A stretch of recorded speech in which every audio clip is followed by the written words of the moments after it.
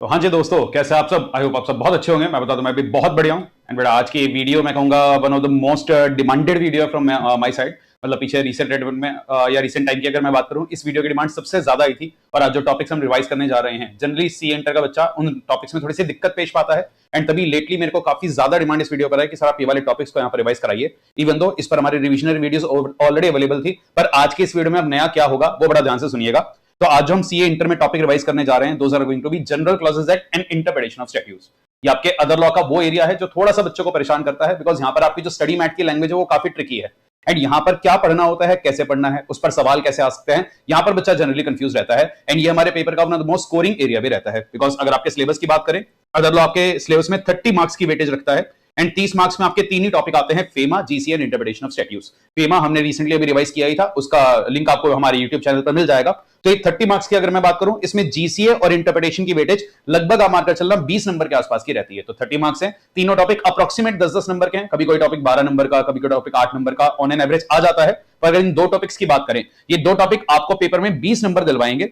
And इनकी weightage जितना इनके अंदर कवरेज है, मतलब कंटेंट है, उसके मुकाबले में बहुत ज्यादा है। तो यहां पर आपका जो पढ़ने लायक कंटेंट है वो कंपेरेटिवली कम है। एंड यही कारण रहता है कि पढ़ने लायक कंटेंट जब कम होता है, इसको हम थोड़ा सा लीनियंटली ले जाते हैं। बट डोंट वरी, आज की इस वीडियो में हम आपका जीसीए और इंटरप्रिटेशन बहुत अच्छी तरीके से रिवाइज कराएंगे। मिनिमल टाइम में मैक्सिमम कवरेज भी यहां पर होगा। और जो दूसरी परेशानी है कि सर इन टॉपिक्स पर पेपर में सवाल कैसे आते हैं, उसके लिए भी आपको टेंशन नहीं लेनी है। तो यहां पर हम सिर्फ टॉपिक्स को रिवाइज नहीं करेंगे, उनके एग्जामिनर फेवरेट क्वेश्चन, जितने भी लेटेस्ट अटेम्प्ट्स के, आरटीपीस के, एमटीपीस के सवाल हैं, तो जो भी एग्जामिनर फेवरेट क्वेश्चन है, जिसमें आपके एमसीक्यूज भी आएंगे, सब्जेक्टिव एमसीक्यूज भी आएंगे, सॉरी एमसीक्यूज भी हैं, केस स्टडी बेस्ड एमसीक्यूज भी हैं, एंड सब्जेक्टिव क्वेश्चंस भी है, सब आपको देखने को मिलेगा। तो सारे ईएफक्यूज की कवरेज भी आपकी इस रिवीजन मैराथन के अंदर कराई जाएगी। तो विदाउट एनी फर्दर अडू, ये दोनों टॉपिक्स को रिवाइज करना हम स्टार्ट करेंगे। उससे पहले वीडियो के डिस्क्रिप्शन में आपको इन ईएफक्यूज का लिंक मिल जाएगा। अगर आपको ईएफक्यूज पढ़ने हैं या रेफर करने हैं, तो इसका पीडीएफ का एक लिंक आ रहा होगा, आप उस पर जाइएगा, सीधे आप हमारे टेलीग्राम चैनल पर पहुंचेंगे, वहां से आप इस लिंक को डाउनलोड कर पाएंगे। तो विदाउट एनी फर्दर अडू आते हैं और एक एक करके इन टॉपिक्स को करते हैं रिवाइज, और अपनी इन टॉपिक्स की परेशानी को भी करते हैं दूर। परेशानी दूर हुई या नहीं, वीडियो आपको कैसे लगी, तो वीडियो को लाइक करके आप कमेंट बॉक्स में जरूर बताइएगा कि वीडियो आपके लिए हेल्पफुल रही या नहीं रही।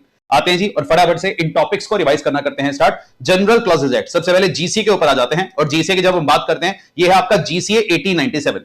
कभी अंग्रेज ये कानून बनाकर गए थे, इंडिपेंडेंस से बहुत पहले का ये कानून आपका आ रहा है, और ब्रिटिश एरा में ये कानून बनाया गया था। और जब ब्रिटिशर्स इंडिया पर राज करते थे, तो इंडिया में एक कानून उन्होंने बनाया जीसीए, पर ये ओरिजिनल वाला जीसीए नहीं था जो उन्होंने फ्रेम किया था। सबसे पहले उन्होंने एक जनरल क्लॉजेज एक्ट पास किया था 1868 में। फिर वो जब कानून चलता गया, ब्रिटिशर्स को लगा यार ये कानून ना अब सारा काम अच्छे से कर नहीं पा रहा, तो उन्होंने एक और सप्लीमेंट्री जीसीए पास किया 1887 में। और ध्यान रखना, जब ये 1887 वाला जीसीए आया था, इसने 1868 वाले जीसीए को रिपील नहीं किया था। ये पैरेलल जीसीए था, और इस मोमेंट पर इंडिया में दो जीसीए चलने स्टार्ट हो गए। पर फिर से कुछ सालों के बाद उन्हें लगा यार जीसीए को ना फिर से अमेंड करने की जरूरत है। अब तीसरा जीसीए बनाने से बेहतर उन्होंने क्या सोचा, एक काम करते हैं, इन दोनों जीसीए को क्लब करके, कंसोलिडेट करके एक नया जीसीए ले आते हैं, जीसीए 1897। तो इसलिए जो जीसीए 1897 का प्रीएम्बल है, उसमें भी ये बात लिखी हुई है कि एक टाइप का कंसोलिडेटिंग लॉ है। ये नॉलेज आपकी इंटरप्रिटेशन ऑफ स्टैट्यूट्स के टॉपिक में काम आती है कि कंसोलिडेटिंग कानून कौन से होते हैं, जो पुराने दो कानूनों को कंसोलिडेट करके बनाए जाते हैं। तो ये जीसीए 1897 पे फोर्स में आया, और ये कब से फोर्स में आया, 11 मार्च 1897। इस पर आपके पेपर में बिल्कुल एमसीक्यू आ सकता है कि ये जीसीए कब से फोर्स में आया था। अब अगला पॉइंट, सर जो जीसीए है इसका पर्पस ऑब्जेक्ट एग्जैक्टली क्या है। तो जीसीए का जो पर्पस सब्जेक्ट की बात करें, जब आप जीसीए पढ़ते हैं, जीसीए में आपको जनरली तो एक तो देखने को मिल जाती है डेफिनेशंस। तो यहां पर काफी सारे वर्ड्स आपको दिए गए हैं जिनकी डेफिनेशंस आपको प्रोवाइड की गई है। मैं आपकी मेन बुक से एक बार दिखा भी देता हूं।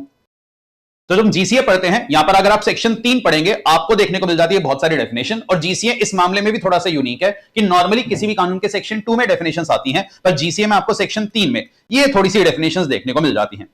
तो अगर आप कोई भी दूसरा कानून पढ़ रहे हैं, उसमें आप एक वर्ड पर अटक जाए, फॉर एग्जांपल अटक गए एक वर्ड ईयर पर, तो आपने कंपनीज एक्ट का सेक्शन 96 पढ़ा, उसने कहा हर कंपनी को हर ईयर में एक एजीएम करना मैंडेटरी है। अब सर उस ईयर का मतलब मैं फाइनेंशियल ईयर मानूं या कैलेंडर ईयर मानूं, तो जीसीए ने मेरी मदद करी, और जीसीए ने कहा अगर किसी भी दूसरे सेंट्रल एक्ट में अगर एक वर्ड ईयर आ जाए और अलग से कुछ भी ना बताया जाए, तो उसका मतलब आप मान लेना calendar year, and that to as per British calendar. तभी हमने इंटरप्रिटेशन यही लिया था कि एजीएम के अंदर वो आपका कैलेंडर ईयर बनेगा। तो एक तो जीसीए में इस टाइप की डेफिनेशंस आपको देखने को मिलती हैं। फिर आ जाते हैं आपके जनरल इंटरप्रिटेशन के सारे सेक्शंस, कि किसी भी दूसरे कानून को इंटरप्रेट करते हुए किसी बात पर अगर आप अटक जाओ, तो ये आपकी मदद करेगा इंटरप्रिटेशन करने में। फॉर एग्जांपल, वंस अगेन आपने कंपनीज एक्ट पढ़ा, उसने कहा किसी भी कंपनी को डिविडेंड डिक्लेयर करने के 30 दिन में पे कर देना है। So 30 days from the date of declaration. तो अगर डिविडेंड 30 सितंबर को डिक्लेयर हुआ तो 30 दिन काउंट करते वक्त मैं 30 सितंबर को इंक्लूड करूं या उसको एक्सक्लूड करके अगले दिन से स्टार्ट करूं? तो जी अगले दिन से स्टार्ट करेंगे। यही बात जीसीए के इस वाले सेक्शन ने कर दी क्लैरिफाई कि जी किसी भी दूसरे कानून में अगर कोई भी टाइमलाइन वर्ड फ्रॉम से स्टार्ट होती है, पहला दिन आप एक्सक्लूड कर देना। तो एक जनरल रूल ऑफ कंस्ट्रक्शन आपको देखने को मिल जाते हैं। तो जीसीए यही दो काम करता है कि एक तो जनरल डेफिनेशंस आपको प्रोवाइड करेगा, साथ में यहां पर कुछ रेगुलेशंस प्रोवाइड करी जाएंगी। रेगुलेशन मतलब यही जनरल रूल ऑफ इंटरप्रिटेशन जो दूसरे कानूनों की इंटरप्रिटेशन में आपकी हेल्प करते हैं। एंड यहीं से जीसीए का फायदा भी हमें समझ में आया कि सर ये जितनी भी बातें हम जीसीए में पढ़ रहे हैं, क्या यही सारी बातें हम कंपनीज एक्ट में, इनकम टैक्स में, जीएसटी में सब में नहीं लिख सकते थे? लिखने को तो लिख सकते थे, पर उससे होता क्या, उससे दूसरे कानूनों की लेंथ ऑलरेडी बहुत जो ज्यादा थी और ज्यादा बढ़ जाती। तो लॉ मेकर ने एक समझदारी का काम किया कि ये सारी बातें हर कानून में रेप्लिकेट करने की जगह जीसीए के अंदर एक जगह उन बातों को लिख दिया, तो दूसरे सेंट्रल एक्ट्स की लेंथ कट शॉर्ट हो गई। और दूसरा फायदा, इससे यूनिफॉर्मिटी ऑफ एक्सप्रेशन भी आ पाया। सर यूनिफॉर्मिटी ऑफ एक्सप्रेशन मतलब फॉर एग्जांपल इनकम टैक्स में, जीएसटी में, कंपनीज एक्ट में अगर हम ये सारी बातें बार बार लिखते, बहुत हाई चांसेस थे कि कभी कभी बातें लिखने में एक आध फुल स्टॉप कॉमा ऊपर नीचे हो जाता, एक आध वर्ड ऊपर नीचे हो जाता, जिससे बात का मतलब ही बदल जाता। तो हर कानूनों में शब्दों का जो मतलब था वो अलग अलग हो जाता, तो उससे बड़ी दिक्कत आती। That is why uniformity of expression आपको अचीव हो जाती है थ्रू जीसीए। तो ये फायदे आपको जीसीए को देखने को मिल जाते हैं। फिर है जी जीसीए के बड़े यूनिक फीचर। सबसे पहला फीचर, इस पर पेपर में सवाल आया भी हुआ है कि अगर आप कोई भी कानून पढ़ते हो, जनरली उस कानून का सेक्शन नंबर 1 आपको उस कानून का टाइटल बताता है। जीसीए का भी सेक्शन नंबर 1 वो काम करता है। तो जीसीए के सेक्शन नंबर 1 ने बता दिया कि जी इस कानून का टाइटल जो होगा वो आपका जनरल क्लॉजेस एक्ट 1897 होगा। ये तो समझ में आया। अब किसी भी कानून का सेक्शन 1 जनरली एक और बात बताता है कि ये वाला कानून कहां कहां अप्लाई करता है। फॉर एग्जांपल कंपनीज एक्ट के सेक्शन 1 में लिखा था कि companies act will be applicable on entire India. पर अगर हम जीसीए की बात करें, इसका सेक्शन 1 यही खत्म हो जाता है। जीसीए में आपका कोई भी टेरिटोरियल जुरिस्डिक्शन का सेक्शन है ही नहीं। अब सर टेरिटोरियल जुरिस्डिक्शन का सेक्शन जीसीए में क्यों नहीं है? क्योंकि बेटा जीसीए को कभी भी हम ना इंडिपेंडेंट बेसिस पर नहीं पढ़ते, जीसीए को किसी दूसरे कानून के साथ रखकर पढ़ते हैं। For example companies act, for example income tax act. तो जब जीसीए का इस्तेमाल आप कंपनीज एक्ट के लिए कर रहे हो, तो जहां जहां कंपनीज एक्ट अप्लाई करेगा वहां जीसीए अप्लाई कर जाएगा। तो इसलिए इसका अपना कोई भी टेरिटोरियल एक्सटेंट का क्लॉज नहीं है एंड इसकी एप्लीकेशन दूसरे सेंट्रल एक्ट पर बेस्ड है। और बार बार यहां पर एक वर्ड हाईलाइट हो रहा है, सेंट्रल एक्ट। यहीं से एक और बात समझ जाना कि जीसीए से आप किसकी इंटरप्रिटेशन करते हो? सिर्फ और सिर्फ सेंट्रल एक्ट्स एंड रेगुलेशंस की। व्हेन वी से central acts and central regulation, बेटा इसमें जो वर्ड रेगुलेशन आता है ना, इस रेगुलेशन का मतलब क्या होता है? वो वाली रेगुलेशन जो प्रेसिडेंट ऑफ इंडिया पास करते हैं किसी भी यूनियन टेरिटरी के लिए, दैट इज ये भी सेंटर के द्वारा ही बनाई जाती है। तो सेंट्रल एक्ट और रेगुलेशंस की इंटरप्रिटेशन में जीसीए इस्तेमाल होता है। स्टेट लॉज के लिए आप जीसीए का इस्तेमाल नहीं कर सकते। स्टेट्स के लिए अगर अपना कोई जनरल क्लॉजेस एक्ट है वो अप्लाई करेगा, पर ये वाला जीसीए आपका स्टेट कानूनों के इंटरप्रिटेशन में इस्तेमाल नहीं होता। एक और सवाल जो पेपर में आ सकता है, सर क्या जीसीए का इस्तेमाल हम संविधान की इंटरप्रिटेशन के लिए कर सकते हैं? वो अलाउड है, बिकॉज वो बात संविधान के आर्टिकल 367 में मेंशन है। एंड लास्टली एक और फीचर जो जनरल क्लॉजेस एक्ट का है, क्या बेटा जीसीए में हर सेक्शन का भी स्कोप अलग अलग है। सर हर सेक्शन का स्कोप अलग है, इसकी क्या मतलब? फॉर एग्जांपल आप जीसीए का कोई भी जब सेक्शन पढ़ोगे, फॉर एग्जांपल आपने पढ़ा जी सेक्शन नंबर 5, तो सेक्शन नंबर 5 शुरू में ही बताएगा कि मैं किस पर अप्लाई कर रहा हूं? एनी सेंट्रल एक्ट, कोई भी सेंट्रल एक्ट जो इंडिया में बना, मेरी बात सब पर लगेगी। आपने पढ़ा सेक्शन नंबर 6, सेक्शन नंबर 6 क्या कह रहा है? मैं सिर्फ उन वाले सेंट्रल एक्ट्स पर लगूंगा जो जीसीए के आने के बाद बने हैं। दैट इज जब आपका जीसीए 1897 में आ गया था, उसके बाद इंडिया में जितने भी सेंट्रल एक्ट पास हुए हैं, सेक्शन 6 सिर्फ उन पर अप्लाई करेगा। तो जीसीए का अपना हर सेक्शन अपना दायरा अलग से बताते हुए चलता है कि मैं सारे सेंट्रल एक्ट पर लगूंगा, इस दिन के बाद वाले, इस दिन के बाद वाले। तो हर सेक्शन का भी स्कोप आपको अलग अलग देखने को मिल जाएगा। यह भी बड़ा एक यूनिक फीचर आपको जीसीए में देखने को मिल जाता है। तो ये तो जीसीए की फीचर्स की बात हो गई। अब सर जीसीए बोलता क्या है वो बता दो। तो बड़ा यहां पर अगर हम आपकी कॉम्पैक्ट बुक की बात करें, तो जनरल क्लॉजेस एक्ट में बहुत सारी डेफिनेशंस हैं। मैंने आपकी कॉम्पैक्ट में वो सारी डेफिनेशंस डिटेन करी है जो एग्जामिनेशन स्टैंड पॉइंट से थोड़ी सी ज्यादा इंपॉर्टेंट है। अगर आपको एग्जॉस्टिव मैनर में ए टू जेड वर्ड पढ़ना है, फिर तो आप मेन बुक का रेफर कर लेना। पर आपकी कॉम्पैक्ट में वो सारी डेफिनेशंस आ रही हैं जो पेपर के लिए ज्यादा इंपॉर्टेंट है, जिन पर ज्यादा सवाल पेपर में आपको देखने को मिल जाता है। तो आते हैं और एक एक करके डेफिनेशन पढ़ना स्टार्ट करते हैं। तो सबसे पहली डेफिनेशन जो जीसीए में आपको देखने को मिल जाती है, वो देखने को मिल जाती है ऑफ द वर्ड एक्ट। जानना यहां पे जो वर्ड एक्ट है किसी कानून के कॉन्टेक्स्ट में इस्तेमाल नहीं हुआ है। एक्ट का मतलब क्या है? कोई काम करना। एंड जीसीए क्या कहते हैं? अगर किसी भी दूसरे कानून में, फॉर एग्जांपल कोई कानून इंडिया में है जो ऑफेंसेस से डील करता है, फॉर एग्जांपल एक कानून है इंडियन पीनल कोड, हालांकि अब इसका नाम चेंज हो गया है, इसका नाम बन गया भारतीय न्याय संहिता, पर चलो अभी के लिए इंडियन पीनल कोड बोल देते हैं। इंडियन पीनल कोड कहते हैं जी आज अगर किसी ने भी एक्ट ऑफ मर्डर किया, तो एक्ट ऑफ मर्डर की जो सजा है वो है लाइफ इंप्रिजनमेंट। लेट्स सपोज वहां पर ये बात लिखी है। अब एक इंसान ने क्या किया? उसने दूसरे इंसान को किडनैप कर लिया, खूब मारा पीटा, भूखा प्यासा रखा और एक टाइम के बाद उसकी डेथ हो गई। और वो कह रहे जी मैंने मर्डर थोड़ी ना किया है, मैंने तो किडनैप किया था, भूखा प्यासा रखा, वायलेंस किया है, तो सबकी अलग अलग सजा सुनाइए और सबकी सजा जोड़ जाड़ कर हो जाती है 15-20 साल। तो मेरे को 15-20 साल जेल में डालिए, एक्ट ऑफ मर्डर मैंने नहीं किया। तो जीसीए ने क्या क्लैरिफाई किया, अगर इंडियन पीनल कोड ने कहा है एक्ट ऑफ मर्डर, तो इसमें सारे सीरीज ऑफ एक्ट एंड आपने जो उसको भूखा प्यासा रख के इलीगल ऑमिशन किया है, ये सब काउंट हो जाएंगे और इन सब की वजह से अगर अल्टीमेटली उसकी डेथ हुई, ये भी एक्ट ऑफ मर्डर कहलाएगा। तो ये मीनिंग आ गया आपका ऑफ द टर्म एक्ट।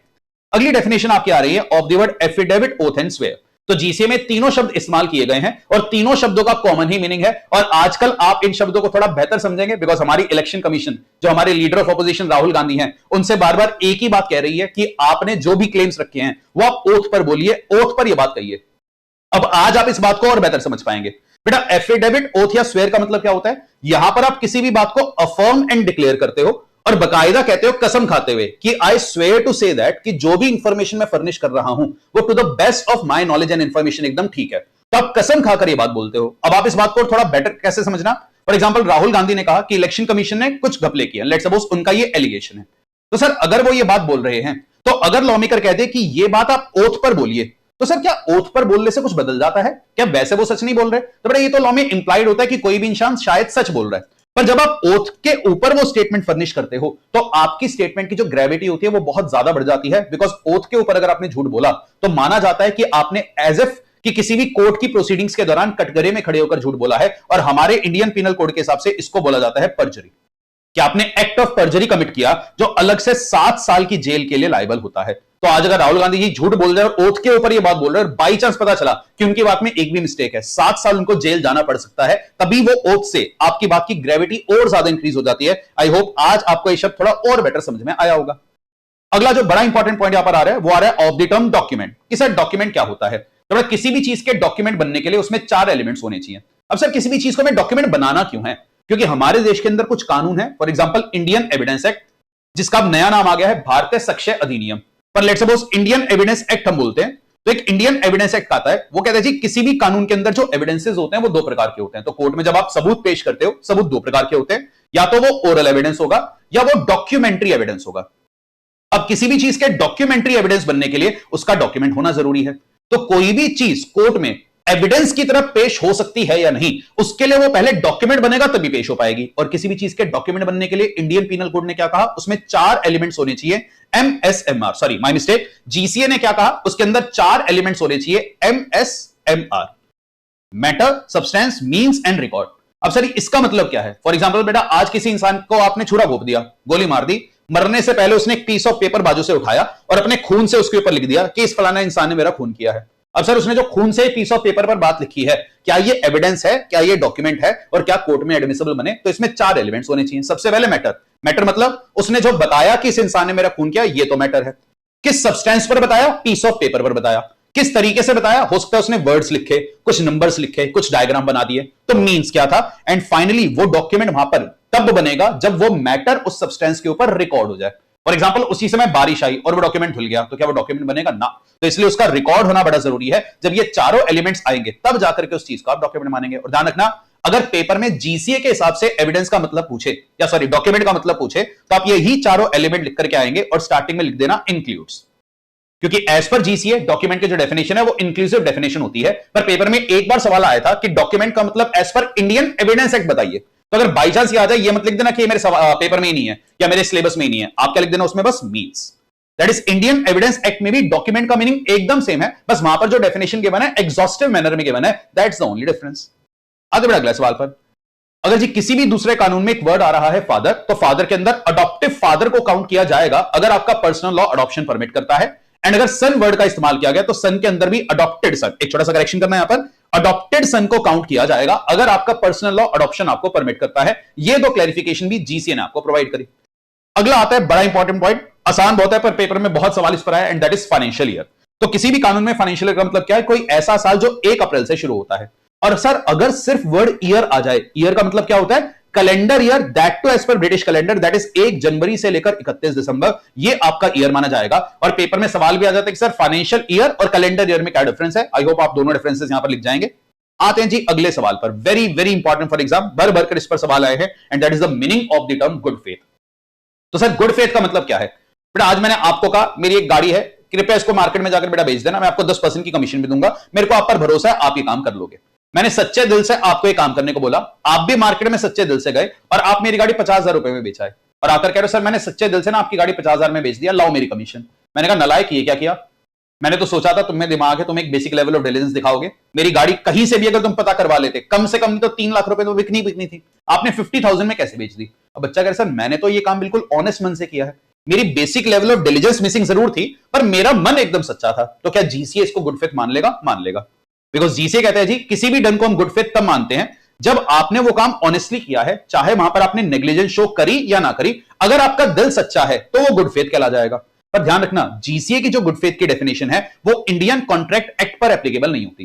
देखो जो जीसीए का आप सेक्शन नंबर 3 डेफिनेशंस का पढ़ते हो, ये वाला डेफिनेशन का सेक्शन सिर्फ उन वाले सेंट्रल एक्ट्स पर एप्लीकेबल होता है जो जीसीए के बाद आए थे। और बेटा जीसीए आया था आपका 1897 में और कॉन्ट्रैक्ट एक्ट कब बन गया था? 1872 में।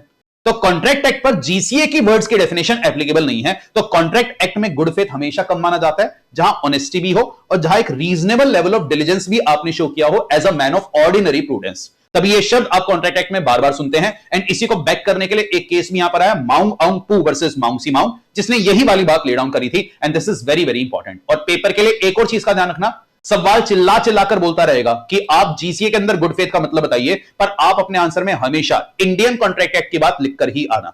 तो चाहे सवाल चिल्ला चिल्लाकर कहे कि आंसर जीसीए के हिसाब से दो, पर कॉन्ट्रैक्ट एक्ट वाली बात आप हमेशा ऐड कर आएंगे ही आएंगे, ध्यान रखिएगा।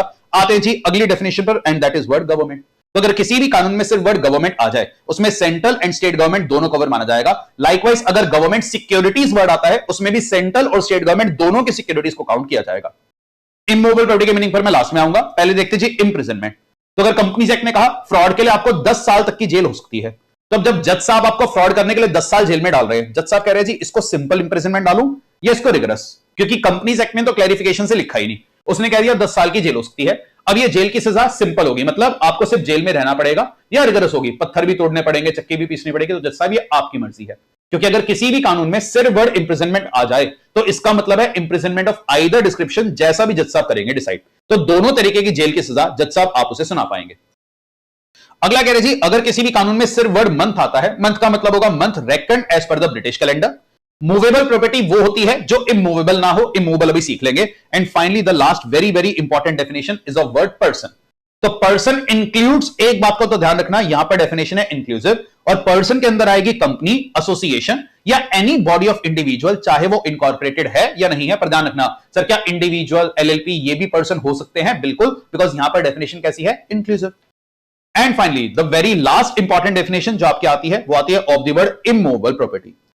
तो इमूवेबल प्रॉपर्टी को जो जीसीए ने डिफाइन किया है, 4 कैटेगरीज में डिफाइन किया। सबसे पहला वो कह रहे हैं जी लैंड, जो धरती है वो हमेशा इमूवेबल होगी, चाहे अर्थक्वेक से हिली क्यों ना जाए, पर लैंड को हम हमेशा इमूवेबल मानकर चलेंगे। दूसरा, benefits to arise out of land, तो अगर लैंड से कोई भी बेनिफिट अराइज होने वाला है, अगर आप किसी को उसका अधिकार सेल करते हो, वो भी इमूवेबल माना जाएगा। फॉर एग्जांपल बेटा हमारे पास एग्रीकल्चर लैंड है, मैं आपको एक अधिकार बेचता हूं कि जमीन तो मेरी रहेगी, अगले 2 साल तक आप इस पर खेती बाड़ी करो, जो भी फसलें होगी आप अपने साथ लेकर चले जाना, आपकी मेहनत है, मेरे को तो एक फिक्स किराया पे कर दो, इमूवेबल प्रॉपर्टी है। मैंने कहा मेरे पास माइंस हैं जिसमें मिनरल्स हैं, उसके अगले 2 साल तक का एक्सट्रैक्शन का राइट मैं आपको सेल कर रहा हूं, ये भी इमूवेबल है। तो यहां पर कुछ एग्जांपल्स हैं। For example right to collect future rents, right to extract minerals, right of way of access, आपने अपनी प्रॉपर्टी पर से किसी को गुजरने का अधिकार दिया, ये सब इमूवेबल हैं। पर ध्यान रखना सिर्फ और सिर्फ benefit to arise out of land को इमूवेबल माना गया है। अगर मेरे को अपनी प्रॉपर्टी के कोई पुराने एरियर्स ऑफ रेंट वसूलने हैं, तो वो एक ऐसा बेनिफिट है जो लैंड से ऑलरेडी पास्ट में अराइज हो चुका है, अगर उसका अधिकार मैं आपको सेल करूंगा वो बन जाएगा आपका movable. That is arrears of rent is not an immovable property, because ये एक ऐसा बेनिफिट है जो लैंड से ऑलरेडी अराइज हो गया था। इस पर बहुत हाई चांसेस है पेपर में सवाल आने के, क्योंकि इस पर आज तक सवाल नहीं आया है और ऐसे उन एरियाज पर बहुत सवाल बना रहे हैं जिन पर आज तक कभी भी सवाल नहीं बना। अगला point, things attach to earth. तो आपको एक बहुत बड़ा सीमेंट का पूरा प्लांट एंड मशीनरी इम्बाइब कर देते हो बेटा, तो जो आपने सीमेंट का लंबा चौड़ा प्लांट लगाया है, तो buildings, installation, erection of turbo alternator platform, ये सब आपकी क्या है? Immovable property. पर ध्यान रखना जो ट्रक सड़क पर मूव करते हैं, सीमेंट मिक्सर्स वगैरह, तो वो तो अनडाउटेडली मूवेबल है, बिकॉज वो धरती के साथ अटैच नहीं है। लाइकवाइज एक और पॉइंट बड़ा जो इंपॉर्टेंट यहां पर आता है, आज एक चीज को बड़े ध्यान से समझना, अगर आप कोई भी पेड़ उगाते हो, ग्रास उगाते हो, क्रॉप्स उगाते हो, और उनको आपने कट कर दिया, दैट इज उनको आपने लैंड से सिवियर या डिटैच कर दिया, उसके बाद अगर आप किसी को सेल करते हो, उसमें कोई भी डाउट नहीं है वो हमेशा होता है मूवेबल। बिकॉज अब वो अर्थ के साथ अटैच्ड ही नहीं है। पर अगर आज मैंने खुद से मेहनत करके अपने खेतों के अंदर कोई भी ट्रीज, ग्रास, क्रॉप्स उगाई थी और मैंने कहा बेटा आइए और इसको कट करके अपने साथ ले जाइए, पर अभी ये क्या है, अभी ये है स्टैंडिंग टिम्बर, मतलब अभी ये अर्थ से अलग नहीं हुआ। ग्रोइंग क्रॉप, ग्रास अभी अर्थ के साथ जुड़ा हुआ है। तो अगर आप जीसीए की डेफिनेशन पढ़ोगे, वो कह रहे हैं things attached to earth immovable है, तो बिल्कुल ये इमूवेबल एज पर जीसीए होता। पर जैसे ही हमने इसको ट्रांसफर ऑफ प्रॉपर्टी एक्ट के साथ क्लब करके पढ़ा, ट्रांसफर ऑफ प्रॉपर्टी एक्ट ने कह दिया कि इन तीनों चीजों को हम इमूवेबल प्रॉपर्टी की डेफिनेशन से बाहर कर रहे हैं। तो अगर सिर्फ जीसीए की बात करी जाए तो आपका जो स्टैंडिंग टिम्बर है, ग्रास है, क्रॉप्स है, ये अनडाउटेडली इमूवेबल हो जाता। पर जब आप इसको टोपा के साथ रखकर पढ़ते हो, फाइनल आंसर का आपका क्या बनेगा, movable. And fourth and the last point जो इमूवेबल प्रॉपर्टी में आता है, anything fasten to anything attached to earth, मतलब आपने लैंड के साथ जो बिल्डिंग अटैच करी वो तो इमूवेबल है, पर बिल्डिंग के साथ जो ये खिड़की, दरवाजे, चौखटे, ये सब भी क्या हो जाएंगे, आपकी immovable property. This is the meaning of the term immovable. And ये सारी इंपॉर्टेंट डेफिनेशंस आपने कवर करी। मैं फिर से कैवेट दे रहा हूं, बेटा डेफिनेशंस और भी बहुत सारी हैं, पर हमने वो सारी कवर करी जो पेपर के लिए बहुत ज्यादा इंपॉर्टेंट है। आने को कुछ भी आ सकता है तो अपनी मेन बुक से बाकी सिंपल सिंपल डेफिनेशंस को भी एक बार गो थ्रू जरूर करिएगा। विद दिस हमने जीसीए का पहला पड़ाव तो किया समाप्त। अब जो जीसीए की आखिरी टॉपिक यहां पर पेंडिंग रह जाता है, some general rules of construction, कि कुछ ऐसे नियम जो दूसरे कानूनों की इंटरप्रिटेशन में आपकी हेल्प करेंगे। और आगे जितना भी जीसीए है, देखने में कॉम्प्लिकेटेड लगता है, पर अगर आप आसानी से समझोगे, आगे का पूरा जीसीए सिर्फ 4 कैटेगरीज में डिवाइडेड है। पहला आएगा आपका कैटेगरी नंबर 1, जहां कुछ जनरल रूल ऑफ कंस्ट्रक्शन आएंगे। फिर आएगा कैटेगरी नंबर 2, जहां पर कुछ पावर्स एंड फंक्शनरीज की बातें होंगी। फिर आएगा आपका कैटेगरी नंबर 3, जहां पर ऑर्डर्स, रूल्स, नोटिफिकेशन सर्कुलर, इनको कैसे इंटरप्रेट किया जाएगा, इसके नियम कायदे आएंगे। एंड फाइनली टॉपिक आपका आएगा मिसलेनियस। तो बस मात्र 2 और पेजेस में जीसीए की सारी बातें कवर्ड है, और इनको 4 कैटेगरीज में इसी तरीके से डिवाइड करके पढ़िएगा। आपके लिए पढ़ना और समझना बड़ा आसान हो जाएगा। तो just give me a second. चलिए जी, आते बेटा जीसीए का सेगमेंट नंबर 1 पर, जो आपको कुछ जनरल रूल ऑफ कंस्ट्रक्शन सिखाएगा। यहां पर सबसे पहले आपका आता है सेक्शन नंबर 5। उसने क्या बताया कि अगर कोई भी दूसरा कानून आज पास किया गया है और उस कानून में या तो उस कानून में फोर्स में आने की एक स्पेसिफिक डेट बता दी जाए, तो या तो कानून खुद बता रहा है कि ये इस दिन से फोर्स में आएगा, जैसे कंपनीज एक्ट बताता है। कंपनीज एक्ट के सेक्शन 1 ने क्या कहा, ये उस दिन से फोर्स में आएगा जब सेंट्रल गवर्नमेंट नोटिफाई करेगी। तो अगर तो किसी कानून में उसके फोर्स में आने की स्पेसिफिक डेट लिखी होगी तो वो उसी दिन फोर्स में आएगा। पर अगर ऐसा कुछ भी ना बताया जाए, that is unless a particular date is mentioned, an act will come into force on such date, जिस दिन उसको प्रेसिडेंट ऑफ इंडिया के साइन मिले थे, क्योंकि उसी दिन वो एक्ट बना था। तो अगर कुछ ना बताया जाए, जब प्रेसिडेंट साइन करेंगे तब से फोर्स में आता है। और सर अगर प्रेसिडेंट साहब साइन कर रहे हैं 1 सितंबर को सुबह 10 बजे, तो ये कब से फोर्स में आना चाहिए? तो लॉ ने कहा जी इसे आप फोर्स में आया हुआ मानना जब 1 सितंबर से पिछले वाला दिन हुआ था खत्म, दैट इज जब 31 अगस्त को रात के 12 बजे थे। That is act comes into force immediately on expiration of the day preceding it's commencement. फिर आपका आया section number 6। This is very very important, इस पर पेपर में बहुत बार सवाल आया हुआ है, एंड ये आपका डील करता है इफेक्ट ऑफ रिपील। तो आज अगर किसी भी कानून को रिपील किया जाता है, फॉर एग्जांपल जब कंपनीज एक्ट 2013 आया, उसने कंपनीज एक्ट 1956 को कर दिया रिपील, ये बात कंपनीज एक्ट 2013 में लिखी हुई है। तब एक सवाल क्या आया, सबसे पहला क्वेश्चन, सर जब कंपनीज एक्ट 1956 आया था, उससे पहले भी तो हमारे देश में कोई कंपनीज एक्ट हुआ करता होगा, कंपनीज एक्ट 1918।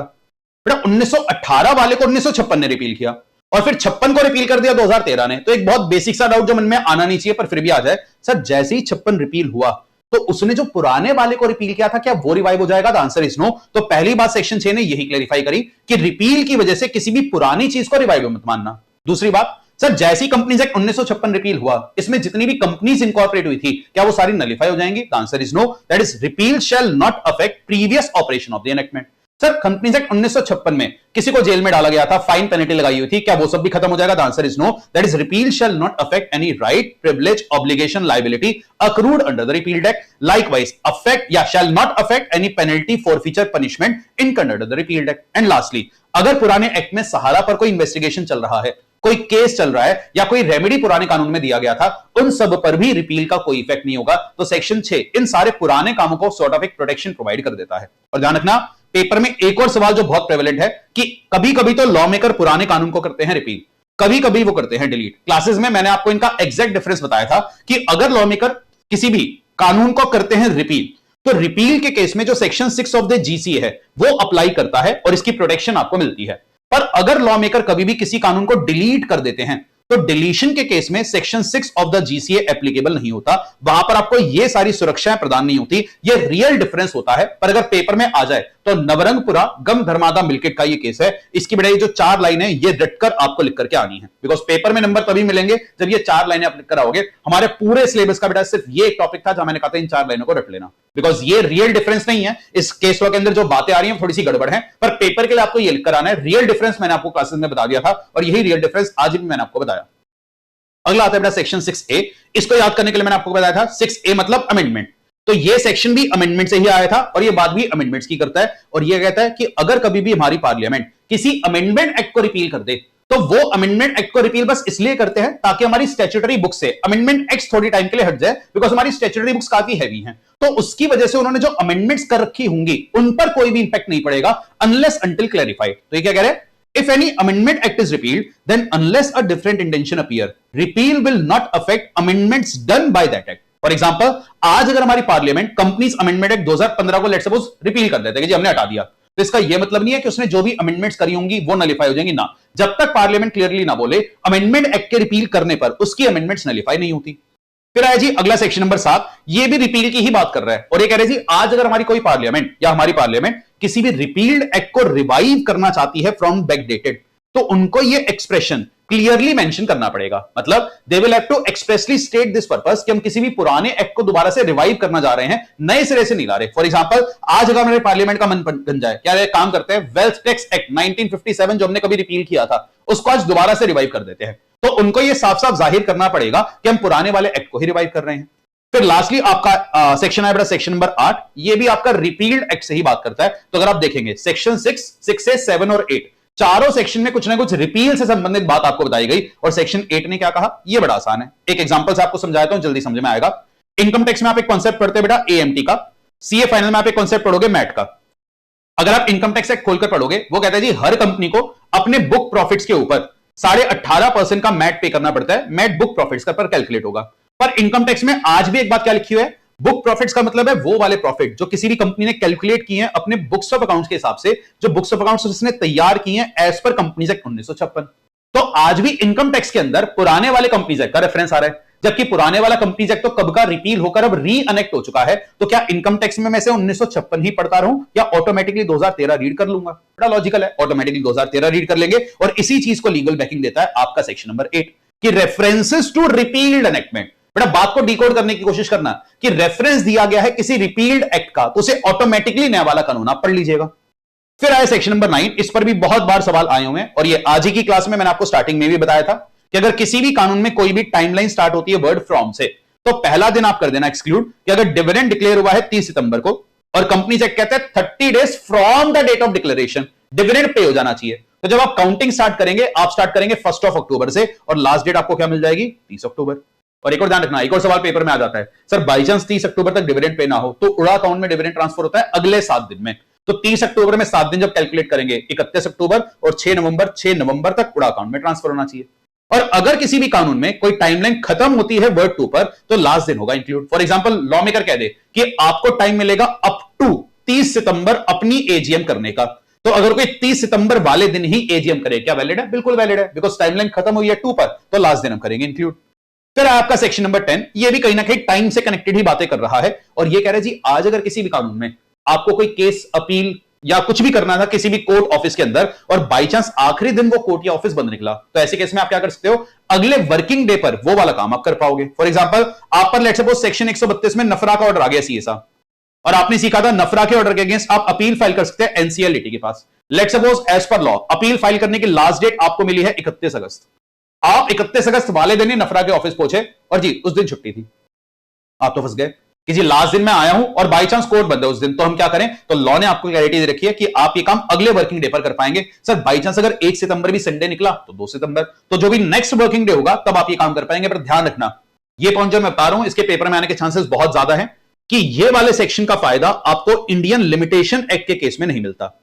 मतलब इंडियन लिमिटेशन एक्ट में लेट्स सपोज कह दिया गया कि अगर आपको किसी से भी अपना डेट वसूलना है तो आपको 3 साल के अंदर केस फाइल करना पड़ेगा। 3 साल लेट्स सपोज एक्सपायर हो रहे थे 31 अगस्त और आप तीसरे साल के आखिरी दिन ही जाकर के कोर्ट में कह रहे हो जज साहब मेरा पैसा दिलवा दीजिए वरना कल से ये टाइम बाद डेट बन जाएगा, और बाई चांस उस दिन ऑफिस क्लोज्ड है, कोर्ट ही क्लोज्ड है, तो क्या आप 31 अगस्त की जगह 1 सितंबर का टाइम आपको मिलेगा? बिल्कुल भी नहीं। इंडियन लिमिटेशन एक्ट पर ये वाला सेक्शन एप्लीकेबल नहीं होता, वहां 3 साल का मतलब 3 ही साल होगा। अगला है जी आपका सेक्शन नंबर 11, बड़ा आसान है और 11 को याद करने का भी एक ट्रिक है। एक पॉइंट से दूसरे पॉइंट का डिफरेंस या डिस्टेंस, सॉरी, तो एक पॉइंट से दूसरे पॉइंट का डिस्टेंस, तो सेक्शन नंबर क्या बन गया? 11। तो सेक्शन 11 की यहां पर बात आई, तो अगर आपको दो पॉइंट्स के बीच का डिस्टेंस मेजर करना है तो डिस्टेंस कैसे मेजर होगा? ऑन अ स्ट्रेट लाइन या via straight line on a horizontal plane. ध्यान रखिएगा, आपके आंसर में ये दो पॉइंट जरूर मेंशन होने चाहिए, straight line and horizontal plane. दोनों में से कोई भी वर्ड अगर मिसिंग है, नंबर नहीं मिलेंगे। तो अगर आपको मार्क्स चाहिए, ये कीवर्ड्स आपको लिखने पड़ेंगे कि एक हॉरिजॉन्टल प्लेन पर स्ट्रेट लाइन खींचकर दो पॉइंट्स के बीच का जो डिस्टेंस है वही उसका रियल डिस्टेंस माना जाएगा। अगला सेक्शन बड़ा आसान है, वो कह रही किसी भी कानून के अंदर अगर किसी भी गिवन क्वांटिटी लेंथ के लिए कोई भी ड्यूटी गिवन है तो हायर या लेसर क्वांटिटी के लिए आप उसे प्रो रेटा कर चेक कर लेना। मतलब where any duty of custom और excise is leviable on any given quantity by weight, measure or by value, then a like duty is leviable according to the same rate on a greater or lesser quantity. For example, अगर excise loss कहते हैं कि 1 centimetre की cigarette के ऊपर let's suppose आपको 2 रुपए की ड्यूटी पे करनी है, तो आज अगर कोई कंपनी 5 सेंटीमीटर की सिगरेट बनाए, ऑब्वियसली कितनी ड्यूटी पे करनी पड़ेगी? 10 रुपए की। सर 5.5 सेंटीमीटर की सिगरेट बनाए तो 10 रुपए पे करेंगे? 11 बेटा, फालतू पैसे थोड़ी ना आ रहे, 10.5 रुपए पे करेंगे, प्रो रेटा कर चेक करेंगे। तो वही आपको ये सेक्शन क्लैरिफाई करता है कि इस तरीके से प्रो रेटा आप चेक करना। अगला है जी section number 13, gender and number. तो अगर किसी भी कानून में कोई भी बात किसी मैस्कुलिन जेंडर के लिए लिख दी जाए तो उसमें आप फेमिनिन जेंडर को इंक्लूड मानना, एंड लाइकवाइज अगर किसी भी कानून में कोई बात किसी सिंगुलर वर्ड के लिए लिखी है तो उसमें प्लूरल कवर्ड मान लेना, एंड वाइस वर्सा। छोटी छोटी बातें ध्यान से समझना। पहले केस में उन्होंने कहा मैस्कुलिन में फेमिनिन कवर्ड होगा, पर यहां वाइस वर्सा नहीं लिखा, बिकॉज हमारे कानून जनरली मेल जेंडर को ध्यान में रखकर लिखे जाते हैं। अगर किसी भी कानून में स्पेसिफिकली कोई बात फीमेल जेंडर के लिए बोली गई है तो बहुत हाई चांसेस है कि वो बात सिर्फ फीमेल्स को कवर कर रही होगी, तो यहां वाइस वर्सा नहीं लगेगा। पर सिंगुलर इंक्लूड्स प्लूरल एंड यहां पर वाइस वर्सा वर्ड भी आता है। इन छोटे छोटे पॉइंट्स पर भी एमसीक्यू बने हुए हैं, पर इस सेक्शन की एक दो बातें मैं आपको और बताना चाहूंगा जो पेपर में आती हैं। बेटा सेक्शन 13 जब आपने अपनी मेन बुक से पढ़ा था, साथ में मैंने आपको क्या बताया था? Masculine include feminine. पर जब भी हम इनहेरिटेंस लॉस की बात करते हैं, for example by chance Hindu succession act एक बात बोल दे, आज के दिन में नहीं बोलता, पर एक बात बोल दे कि पिता की संपत्ति पर सिर्फ बेटे का अधिकार होगा, तो सर उसमें क्या बेटियां कवर होनी चाहिए? Answer is no.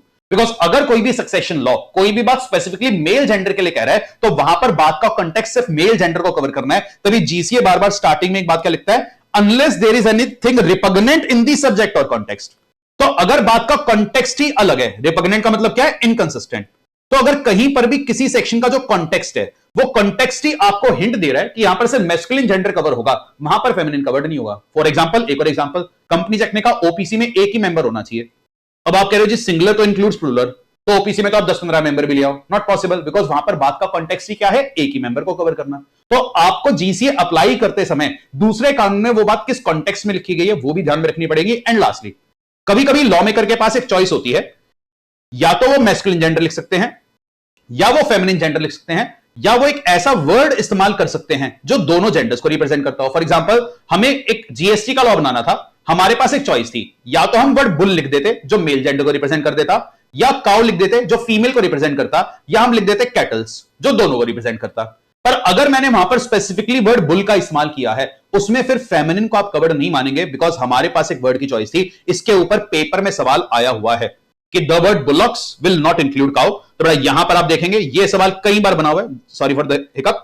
तो ये the word bullocks could be interpreted to include cow, the answer is no. यहां पर इंक्लूडेड नहीं मानेंगे। मे 21 के पेपर में सवाल आया था, ध्यान रखिएगा। तो दिस इज ऑल अबाउट आपका सेगमेंट नंबर 1 ऑफ जीसीए। तो जीसीए का सेगमेंट नंबर 1 आपने यहां पर रिवाइज किया। This brings us to segment number 2, and segment number 2 जो आपका आता है वो आता है पावर्स एंड फंक्शनरीज का, सेक्शन 14 से लेकर 19। ये वाला सेगमेंट आपका काफी आसान है, बस इस सेगमेंट को जब समझना होगा आपको एग्जांपल्स के थ्रू समझना होगा, तब ये सेगमेंट बड़ा आसान है। अगर आप सीधे रटने बैठोगे बड़ी दिक्कत आ जाएगी, तो एग्जांपल्स के जरिए ही इसको समझिएगा। सबसे पहले सेक्शन 14 ने यहां पर क्या कहा, तो मैं एग्जांपल बताता जाऊंगा, आप चाहो तो लिखते जाना, ये बात आपके लिए इजी हो जाएगी। कंपनीज एक्ट में पार्लियामेंट ने कह दिया कि कंपनीज एक्ट में रूल्स बनाने की पावर है सीजी के पास। तो बस सीजी को क्या कंपनीज एक्ट के सारे रूल एक ही दिन बनाकर नोटिफाई करने होंगे, या टाइम टू टाइम अलग रूल्स बनाए जा सकते हैं? बनाए जा सकते हैं। यही बात सेक्शन 14 ने कही कि where any power is conferred the power may be exercise from time to time, simple. फिर आए सेक्शन 15। आज किसी भी कानून में लिखा है कि जी नीति आयोग के चेयरपर्सन को हमें अपॉइंट करना है, तो चेयरपर्सन अपॉइंट करने के दो तरीके हैं, या तो हम लिख देंगे नीति आयोग के चेयरपर्सन होंगे श्री नरेंद्र मोदी जी, तो हमारे जो ऑनरेबल प्राइम मिनिस्टर है, he will be the chairman of NITI Aayog, वरना उनका स्पेसिफिकली नाम ना लिख के अगर हम उनकी ऑफिशियल पोस्ट लिख दें तो भी क्या काम चल जाएगा? बिल्कुल। दैट इज, आप उनकी अपॉइंटमेंट या तो उनके नाम से कर दीजिए या आप उनकी अपॉइंटमेंट कर दीजिए ex officio by the official title वो जो होल्ड करते हैं, that is where by any law power to appoint any person is conferred, such appointment may be made either by name or by the virtue of the office। यह है आपका section number 15। फिर आता है जी section 16। इस पर तो इतनी बार सवाल आया हुआ है और ये आपने सेक्शन ना भी पढ़ रखा हो तब भी इसके सवाल का आंसर आप कर जाओगे, क्योंकि अगर कंपनी से कह रहा है कि सीजी के पास आरओसी को अपॉइंट करने की पावर है, पर लॉ ये बताना भूल गया कि कल को आरओसी को डिसमिस करना है, सस्पेंड करना है, उसकी पावर किसकी होगी जी? इंप्लाइड है सीजी की होगी। That is power of appointment shall include power to suspend और डिसमिस। फिर आपका आया सेक्शन नंबर 17। इसने क्या कहा? Substitution of functionaries. तो आज अगर कंपनीज एक्ट में सीजी ने कहा कि आरओसी के पास पावर है पेनल्टी लगाने की, तो बेटा अगर इंडिया के अंदर लेट्स सपोज 20 आरओसी हैं, तो सीजी के अपने ऑर्डर में ये बोलेगा कि ROC number 1, ROC number 2, ROC number 3 line लगाकर इन 20 आरओसी के पास पेनल्टी लगाने की पावर है? जी बेवकूफी होगी। सीजी ने अगर सिर्फ ये कह दिया कि आरओसी के पास पेनल्टी लगाने की पावर है, तो इंडिया में जितने भी आरओसीज हैं उन सब आरओसीज को अपनी रिस्पेक्टिव जुरिस्डिक्शन की कंपनीज के ऊपर पेनल्टी लगाने की पावर मिल जाएगी। लाइकवाइज अगर इनकम टैक्स एक्ट कह दे कि इनकम टैक्स ऑफिसर के अगेंस्ट आप अपील फाइल कर सकते हैं सीआईटी अपील्स में, तो ऐसा थोड़ी ना कि इंडिया के किसी भी सीआईटी अपील्स में जाकर अपील फाइल कर दोगे। जिसके पास उस इनकम टैक्स ऑफिसर की जुरिस्डिक्शन होगी वहीं तो जाएंगे ना। तो ये पॉइंट क्या कह रहा है? To apply a law to every person for the time being executing the function of an office, it shall be sufficient to mention the official title of the officer at present executing the function। तो एक बार अगर आपने example समझ लिया फिर ये line आपके लिए बड़ी आसान है, पर अगर वैसे समझने बैठोगे समझ भी नहीं आएगा भी कहना क्या चाह रही है। तो हमेशा एग्जांपल से इस बात का ध्यान रखना। मेन बैच के अंदर मैंने आपको सारे के सारे सेक्शंस के अलग अलग एग्जांपल लिखवाए थे, बेटा वो एग्जांपल पढ़ना फिर इन सेक्शंस को पढ़ना, आपको कभी भी दिक्कत नहीं आएगी। अगला पॉइंट आ गया जी सक्सेसर्स का।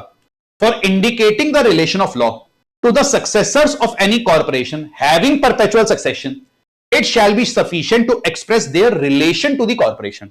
मतलब आज अगर कोई भी बात हमें किसी कॉर्पोरेशन के ऊपर लगानी है और एक ऐसी कॉर्पोरेशन जिसका परपेचुअल सक्सेशन है, फॉर एग्जांपल कंपनी, और वो बात हमें कंपनी के रिलेशन में किसी पर्टिकुलर पर्सन पर लगानी है, तो आप उस पर्सन का जो रिलेशन कंपनी के साथ है ना वो मेंशन कर दो।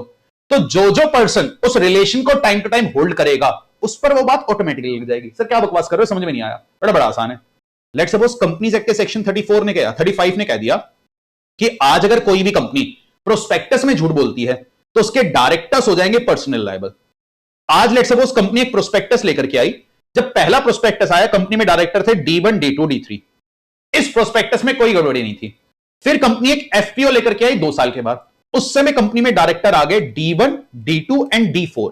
दैट इज ये D3 अपना ऑफिस छोड़कर चले गए। तो जब ये प्रोस्पेक्टस मिसस्टेटेड हुआ तो सवाल उठता है बेटा उस केस में D1, D2, D4 लायबल होंगे या D3 भी लायबल होंगे? Obviously D1, D2, D4, because law ने क्या लिख दिया कि कभी भी कंपनी जब जब प्रोस्पेक्टस लाएगी उस प्रोस्पेक्टस में जब जब मिसस्टेटमेंट होगी तो जो उस समय कंपनी का डायरेक्टर है तो वो लायबल होगा। तो हमने उस इंसान का कंपनी के साथ जो रिलेशन है डायरेक्टरशिप का वो डिफाइन कर दिया। तो जब जब जो प्रोस्पेक्टस आ रहा है उस मोमेंट पर जो इंसान डायरेक्टर था वो लायबल हो जाएगा। वही बात यहां पर मेंशन करी गई। एंड लास्ट सेक्शन आपका आता है 19। अगर लॉ मेकर ने कहा कि देख भाई आरओसी कभी ना रिश्वत मत लियो, रिश्वत लेते पकड़ा गया तेरे को जॉब से निकाल देंगे, 5 साल जेल में डाल देंगे। आरओसी ने रिश्वत नहीं ली बेटा, आरओसी के सबऑर्डिनेट जो उसके नीचे इंस्पेक्टर बैठा हुआ था उसने ले ली, तो क्या उस पर भी सेम बात अप्लाई कर जाएगी? बिल्कुल। That is to apply a law to the deputies और subordinates lawfully performing the duties, it shall be sufficient to prescribe the duty of the superior. तब सीनियर की ड्यूटी मेंशन कर दीजिए, उसके जो जूनियर्स है उन पर वो बात ऑटोमेटिकली अप्लाई कर जाएगी। ये आता है आपका जीसीए का सेगमेंट नंबर 2।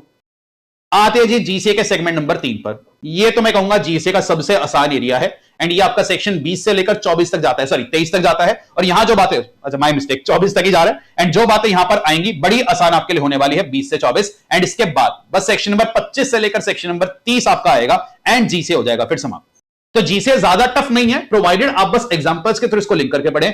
आते हैं सेगमेंट नंबर 3 पर। यह आपको बता रहा है कि कोई भी ऑर्डर, रूल, नोटिफिकेशन, सर्कुलर, उसको अगर इंटरप्रेट करना है, उसको इंटरप्रेट करने के नियम क्या है। क्योंकि एक्ट कैसे इंटरप्रेट होगा ये तो हमने सीख लिया, पर ऑर्डर वगैरह कैसे इंटरप्रेट होते हैं उसकी बातों पर आएंगे। Just give me a second. चलिए बच्चों आते हैं इसके सेगमेंट नंबर 3 पर, provision as to order, rules etcetera. पहला है सेक्शन नंबर 20। वो क्या कह रहे हैं भाई, आज अगर आप कोई भी किसी कानून की notification, order, scheme, rule, form या बायलॉ पढ़ रहे हो, उसमें एक शब्द का इस्तेमाल किया गया और उस रूल या नोटिफिकेशन में वो वर्ड डिफाइंड नहीं है पर एक्ट में डिफाइंड है, तो क्या एक्ट वाला मीनिंग बोरो कर लेंगे? बिल्कुल। ये बात अगर मैं आपको ना भी बताऊं तब भी आप कॉमन सेंस से अप्लाई कर लेंगे। फॉर एग्जांपल, आपने कंपनीज एक्ट के चैप्टर नंबर 1 में एक कॉन्सेप्ट पढ़ा था रूल लेयर्स का, जिसके लिए हमने पढ़े थे companies restriction on number of layer rule. उसने कहा किसी भी कंपनी की सब्सिडरीज की जो लेयर है 2 से ज्यादा नहीं होगी। अब उस रूल ने वर्ड सब्सिडरी को डिफाइन नहीं किया, पर कंपनीज एक्ट सेक्शन 2 क्लॉज 87 में सब्सिडरी को डिफाइन करता है, तो क्या वही मीनिंग अप्लाई करेगा? बिल्कुल करेगा, कॉमन सेंस की बात है। अगला है जी सेक्शन 21। अगर कंपनीज एक्ट ने कहा रूल बनाने की, नोटिफिकेशन लाने की पावर सीजी के पास है, तो अगर उस रूल या नोटिफिकेशन को कभी भी ऐड करना है, अमेंड करना है, वेरी रिस्केंट करना है, उसकी पावर भी किसकी होगी? सीजी की होगी। अगला आपका आया सेक्शन नंबर 22। ये थोड़ा सा इंपॉर्टेंट है, इस पर पेपर में सवाल आने के चांसेस बहुत ज्यादा है, इसको ध्यान से समझिएगा। इसको अगर मैं एक बार पढ़ूं तो चलो रीड करते हैं। इसने क्या कहा? रूल्स में be made at any time after passing of the act, but they will only be effective after commencement of the act. मतलब बेटा आज कंपनीज एक्ट 2013 प्रेसिडेंट साहब ने अपनी तरफ से तैयार कर दिया था 29 अगस्त 2013 को, तो 29 अगस्त 2013 प्रेसिडेंट साहब की तरफ से कंपनीज एक्ट रेडी हो गया था। पर मैंने आपको बताया था कंपनीज एक्ट धीरे धीरे फोर्स में आया था। लेट्स सपोज कंपनीज एक्ट में जो ऑडिटर वाला चैप्टर था वो आपका फोर्स में आया था 1 अप्रैल 2014 से। अब सर जो ऑडिटर वाला चैप्टर है उसके काफी सारे रूल्स थे।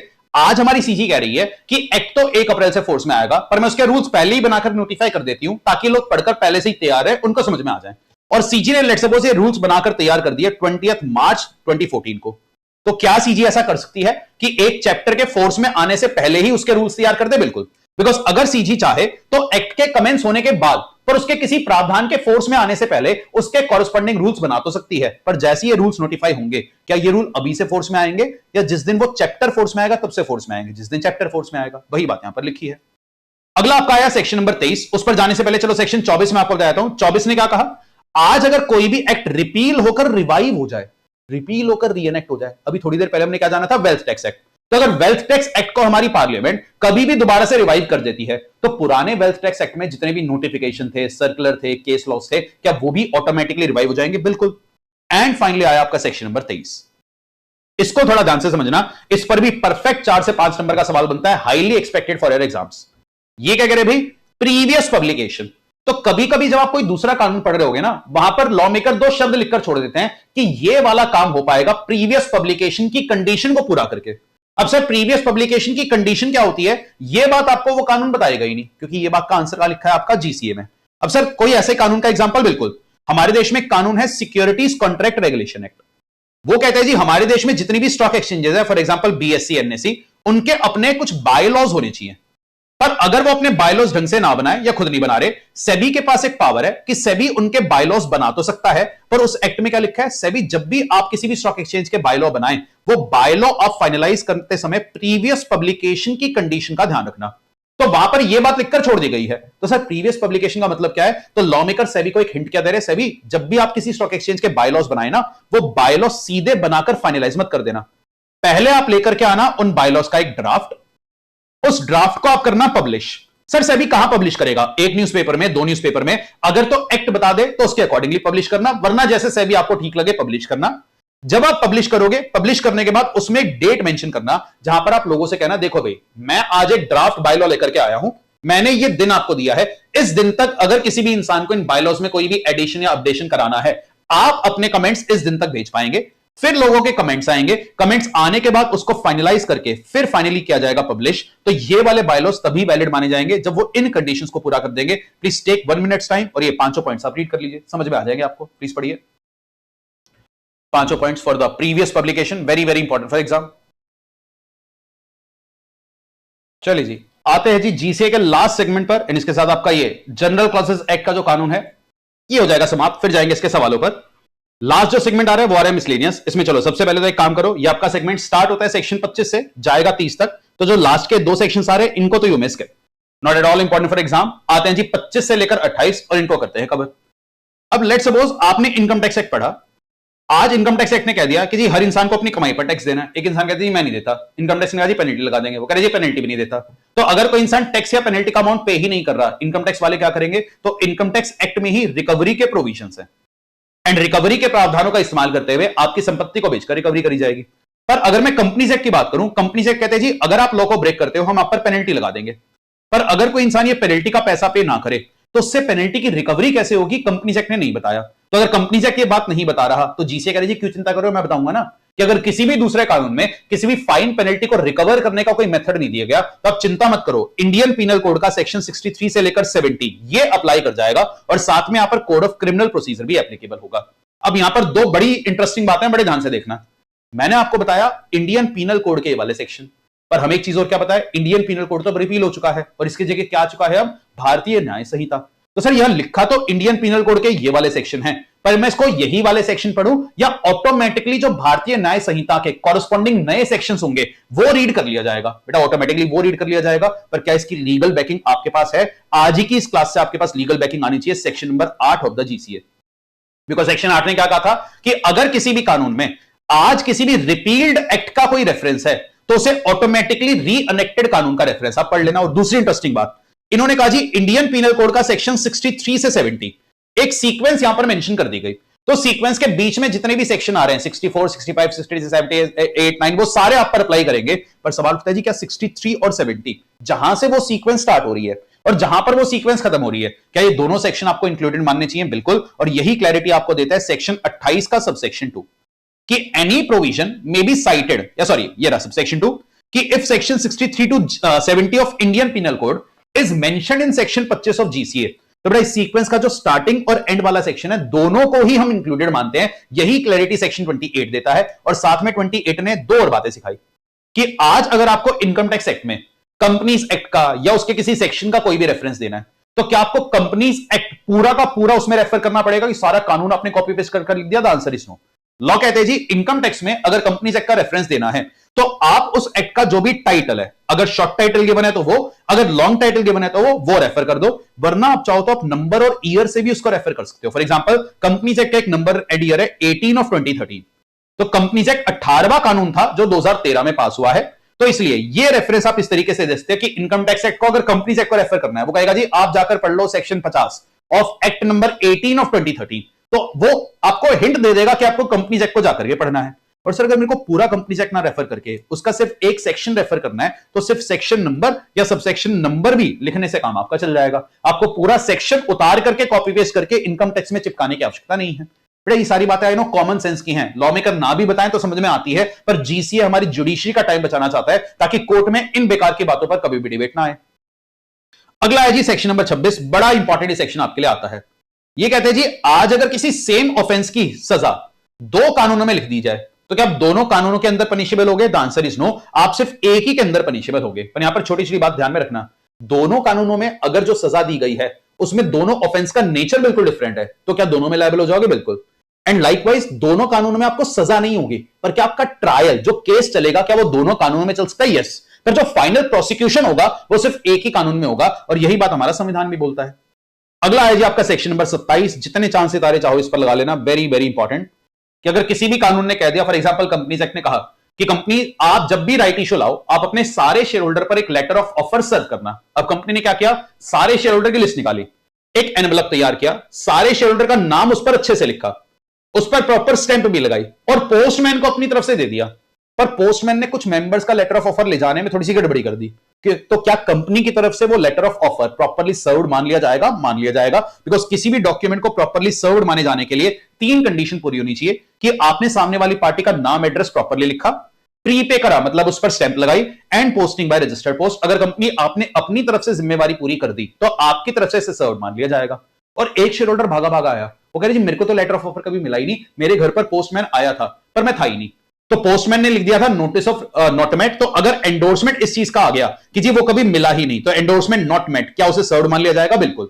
और अगर एंडोर्समेंट ऑफ रिफ्यूजल भी उस पर है तब भी सर्व्ड मान लेंगे। मतलब या तो वो इंसान कभी मिला ही नहीं, पोस्टमैन ने लिख दिया नॉट मेट, या वो इंसान मिला पर उसने नोटिस एक्सेप्ट करने से मना कर दिया और पोस्टमैन ने लिख दिया था जी कि एंडोर्समेंट ऑफ रिफ्यूजल, कि उसने एक्सेप्ट करने से मना कर दिया, तब भी क्या वो नोटिस सर्व्ड मान लेना चाहिए? बिल्कुल सर्व्ड मान लेंगे। अगला पॉइंट बड़ा इंपॉर्टेंट है, इसको ध्यान से समझना, इस पर बहुत सवाल आते हैं। यूनाइटेड कमर्शियल बैंक का ये केस भी है, केस का नाम भी ध्यान रखना बेटा। कभी कभी कुछ कानून कहते हैं कि आप ये डॉक्यूमेंट सर्व कर देना रजिस्टर्ड पोस्ट से, ठीक है, पर कभी कभी कुछ कानून में स्पेसिफिक रिक्वायरमेंट होती है कि ये डॉक्यूमेंट ज्यादा इंपॉर्टेंट है, इसे कंपनी आप सर्व करना रजिस्टर्ड पोस्ट एक्नॉलेजमेंट ड्यू। बेटा एक्नॉलेजमेंट ड्यू का मतलब क्या होता है? Proof of delivery. क्योंकि कई बार पोस्टमैन आपके घर पर आता है, चिट्ठी दरवाजे के नीचे से सरकार कर चला जाता है, कभी कभी वो घर की घंटी बजाएगा और आपसे साइन लेता है, तो वो जो साइन लेता है ना, वो एक्नॉलेजमेंट ड्यू है कि आपको ये डॉक्यूमेंट मिल गया। तो अगर किसी कानून ने साफ साफ कहा था कि ये डॉक्यूमेंट सर्व होगा एक्नॉलेजमेंट ड्यू के साथ और कंपनी ने नॉर्मल पोस्ट से भेज दिया, तब वो वैलिड नहीं है, तब उसे आप सर्विस ऑफ नोटिस नहीं मानेंगे। तो दिस इज ऑल अबाउट आपका जीसीए, जनरल क्लॉजेज एक्ट। देखने में कॉम्प्लिकेटेड जरूर है, पर अगर हम रिवीजन की बात करें, मुश्किल से 50 मिनट भी हमें नहीं लगे, पूरा जीसीए आपने रिवाइज किया और आपकी कॉम्पैक्ट बुक में पूरा जीसीए सिर्फ 3 पेजेस के अंदर समराइज्ड है। और ऑब्वियसली मेन बुक अगर आप साथ में करते हो बहुत बढ़िया होगा, बिकॉज वहां सारे आपके सवाल भी गिवन है, पर उन सारे सवालों का निचोड़ निकालते हुए यहां पर हम आपके लिए लेकर के आए कुछ एग्जामिनर फेवरेट क्वेश्चन। तो आते हैं जी, और कुछ ईएफक्यूज को भी कर लेते हैं सॉल्व। ईएफक्यूज अगर आपको चाहिए तो ईएफक्यूज आपको देखने को मिल जाएंगे वीडियो के डिस्क्रिप्शन में, वहां से आप ईएफक्यूज डाउनलोड कर लेना। चलिए बच्चों, ये आप कह रहे हैं ईएफक्यूज, कोशिश ये करेगा कि कोई भी ईएफक्यू मैं सॉल्व करूं उससे पहले आपके माइंड में ही उसका आंसर आ जाना चाहिए। खुद से सॉल्व करेंगे तो बहुत बढ़िया रहेगा। पहला सवाल, जीसीए आपका कब से फोर्स में आया था? तो 11 मार्च 1897। अगला कह रहे जी, जीसीए कहां कहां एप्लीकेबल है? जनवरी 25 के पेपर में सवाल आया था, तो ये पूरे के पूरे इंडिया पर एप्लीकेबल है, इंक्लूडिंग जेएनके, एक्सक्लूडिंग जेएनके। इसमें कोई टेरिटोरियल एक्सटेंट का क्लॉज ही नहीं है, या सारे नेशनल कैपिटल रीजन पर एप्लीकेबल है, ऑप्शन नंबर सी। आगे कह रहे जी, आज किसी की डेथ हुई और उन्होंने अपनी प्रॉपर्टीज को डिवाइड किया है। आपको बताने जी, उन्होंने अपने बेटे डी को कहा था कि मैं आपको सारी मूवेबल प्रॉपर्टी दूंगा। सारा विभाजन हो गया, पर नीचे दी गई प्रॉपर्टीज में थोड़ा सा डिबेट है। आपको बताने नीचे दी गई कौन सी प्रॉपर्टी मिस्टर डी को मिलेगी, दैट इज कौन सी प्रॉपर्टी यहां पर मूवेबल है। तो स्टैंडिंग क्रॉप तो एज पर जी से आपका इमूवेबल है। कट क्रॉप, क्रॉप कट कर दिया, रेडी टू सेल है, ये मूवेबल है। ट्यूबवेल जो एग्रीकल्चर लैंड के साथ अटैच्ड है, इमूवेबल। सैंडलवुड ट्री, ये भी इमूवेबल। तो आंसर क्या आ गया आपका? Option number B. अगला क्वेश्चन भी आई गेस ऑलमोस्ट सेम है, आपको यहां पर बताने इमूवेबल प्रॉपर्टीज कौन कौन सी होंगी। तो यहां पर सिर्फ और सिर्फ लैंड एंड उसके ऊपर जो स्टोन का पवेलियन बना हुआ है वो इमूवेबल है। लैंड या benefit to arise out from lake, वो इमूवेबल है। Land benefit to arise out from lake and stone pavilion, तीनों के तीनों इमूवेबल हैं। या land benefit arising from the lake, stone pavilion and साथ में जो हिस्टोरिकल मॉन्यूमेंट है वो भी इमूवेबल है। Answer is option number D, चारों के चारों आपके इमूवेबल हैं। अगला कह रहे जी, मिस्टर एक्स ने, बेटा ये क्वेश्चन बड़ा इंटरेस्टिंग है, यहां पर बच्चे बड़े परेशान हुए हैं एंड परेशान होना भी बनता है। जब मैं इसका आंसर बताऊंगा आप भी कहोगे सर ये क्या कह रहे हो, पर क्या करें, पेपर के लिए ये आंसर करना है। वो कह रहे जी, मिस्टर एक्स ने आज एक गाड़ी खरीदी मिस्टर वाई से, believing that Y was the legitimate owner. उनको लगा जी गुड फेथ में कि वाई ही रियल ओनर है। एक्स ने पूरा पैसा भी पे किया, परचेज भी कर ली, कार की पोजीशन भी रखी, पर उन्होंने गलती करी, उन्होंने गाड़ी की ना आरसी चेक नहीं करी। अगर आरसी चेक करते उनको पता चल जाता कि वाई रियल ओनर नहीं है, पर उन्होंने ये काम ऑनेस्टली किया। Later it was discovered that Y was not the original owner और उन्होंने गाड़ी चुराई थी। आपको बताना है जी, क्या यहां पर गुड फेथ है एज पर जीसीए? अब हमने क्या सीखा, जीसीए के हिसाब से तो गुड फेथ है, पर क्या इंडियन कॉन्ट्रैक्ट एक्ट के हिसाब से गुड फेथ होगा? The answer is no. And जैसा मैं कहता हूं बेटा, पेपर में कुछ हो या ना हो, आप आंसर दोनों लिख देना। पर अब एमसीक्यू में दिक्कत क्या है, सर एमसीक्यू में दोनों थोड़ी ना टिक करेंगे। तो यहां पर जो आईसीआई ने अपना आंसर दिया वो उन्होंने फाइनल आंसर दिया है as per Indian contract act. Better रहता अगर क्वेश्चन उसका एक रेफरेंस देता, बिकॉज क्वेश्चन चिल्ला चिल्लाकर बार बार जीसीए कह रहे हैं तो बच्चा बिना बात के कंफ्यूज हो जाता है कि मैं अपना आंसर एज पर जीसीए लिखूं या कॉन्ट्रैक्ट एक्ट के साथ भी। तो यहां पर उनका आंसर कॉन्ट्रैक्ट एक्ट के साथ था, तो दैट इज वाई इसका आंसर बना था does not hold a valid ownership, because यहां पर आपने एक basic level of care show नहीं किया। इनमें से इमूवेबल प्रॉपर्टी किस किस को माना जाएगा? सॉइल फॉर मेकिंग ब्रिक्स, ये हो जाएगा। राइट टू कैच फिश, ये आपका इमूवेबल होता है, पर right to drain off water, बेटा ध्यान रखना, वो एक टाइप की गुड्स या सर्विसेज हैं, वो आपका इमूवेबल में काउंट नहीं होते। And doors and Windows of the houses. अच्छा माय मिस्टेक, यहां पर थोड़ा सा गड़बड़ है ऑप्शंस देने में, पर ध्यान रखना बेटा, यहां पर जो आपका आंसर आएगा यहां पर थोड़ा सा टाइपिंग एरर है, ध्यान रखिएगा। Right answer will be first, second and fourth. तो ऑप्शंस में गिवन नहीं है, पर चारों आपके ये जो ऑप्शन आएगा वही आपका ऑप्शन बन जाएगा। थोड़ा सा क्वेश्चन के अंदर टाइपिंग एरर था, पर चलते हैं अगले सवाल पर। आज एक एक्ट पास किया गया है सरकार के द्वारा, एंड दो sufficient time has elapsed since the act was passed.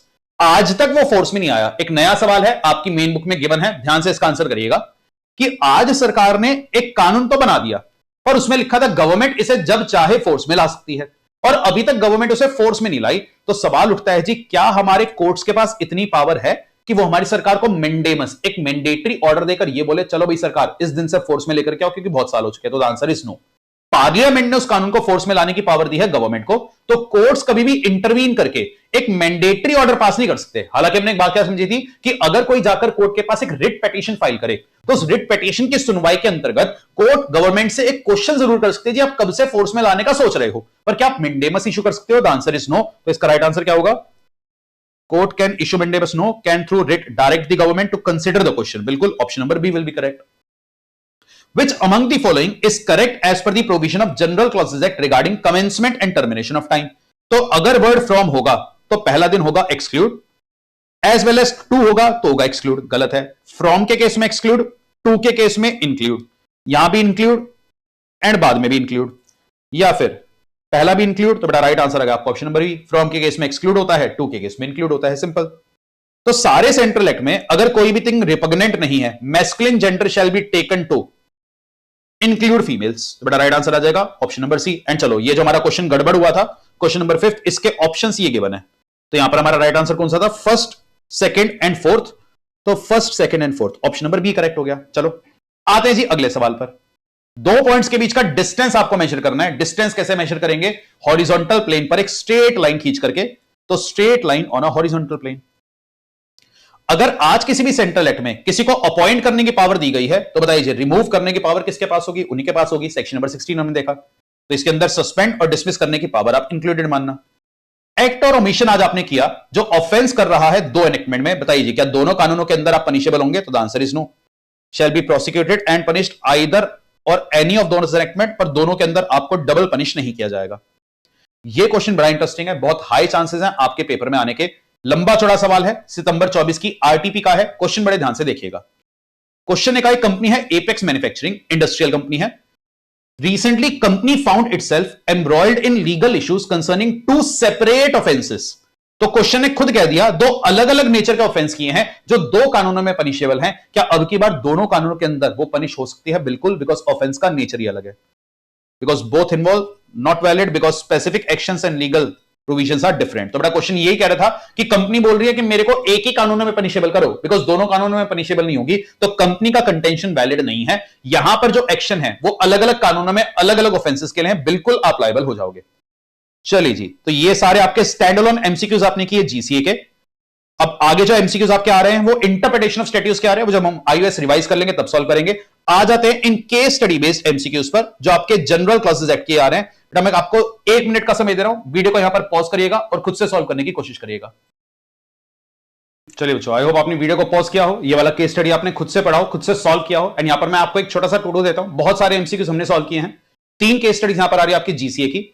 तीनों के मैं आपको आंसर्स बता रहा हूं, पर मेरे आंसर्स बताने से पहले वीडियो को पॉज करिएगा। ईएफक्यूज डाउनलोड करके तीनों केस स्टडी खुद से सॉल्व करना। लास्ट में आप आंसर मैच करना। आंसर बहुत आसान है, आंसर समझने में आपको दिक्कत नहीं आनी चाहिए।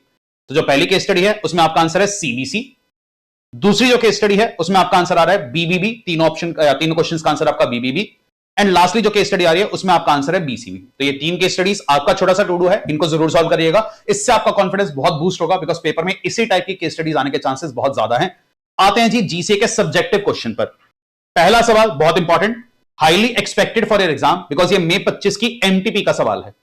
क्वेश्चन कह रहे जी आज एक सीसीटीवी ने एक इंसिडेंट रिकॉर्ड कर दिया, तो सीसीटीवी की वो जो रिकॉर्डिंग है क्या वो डॉक्यूमेंट कहलाएगी? ध्यान रखना, किसी भी चीज के डॉक्यूमेंट बनने के लिए 4 एलिमेंट होने चाहिए, एमएसएमआर।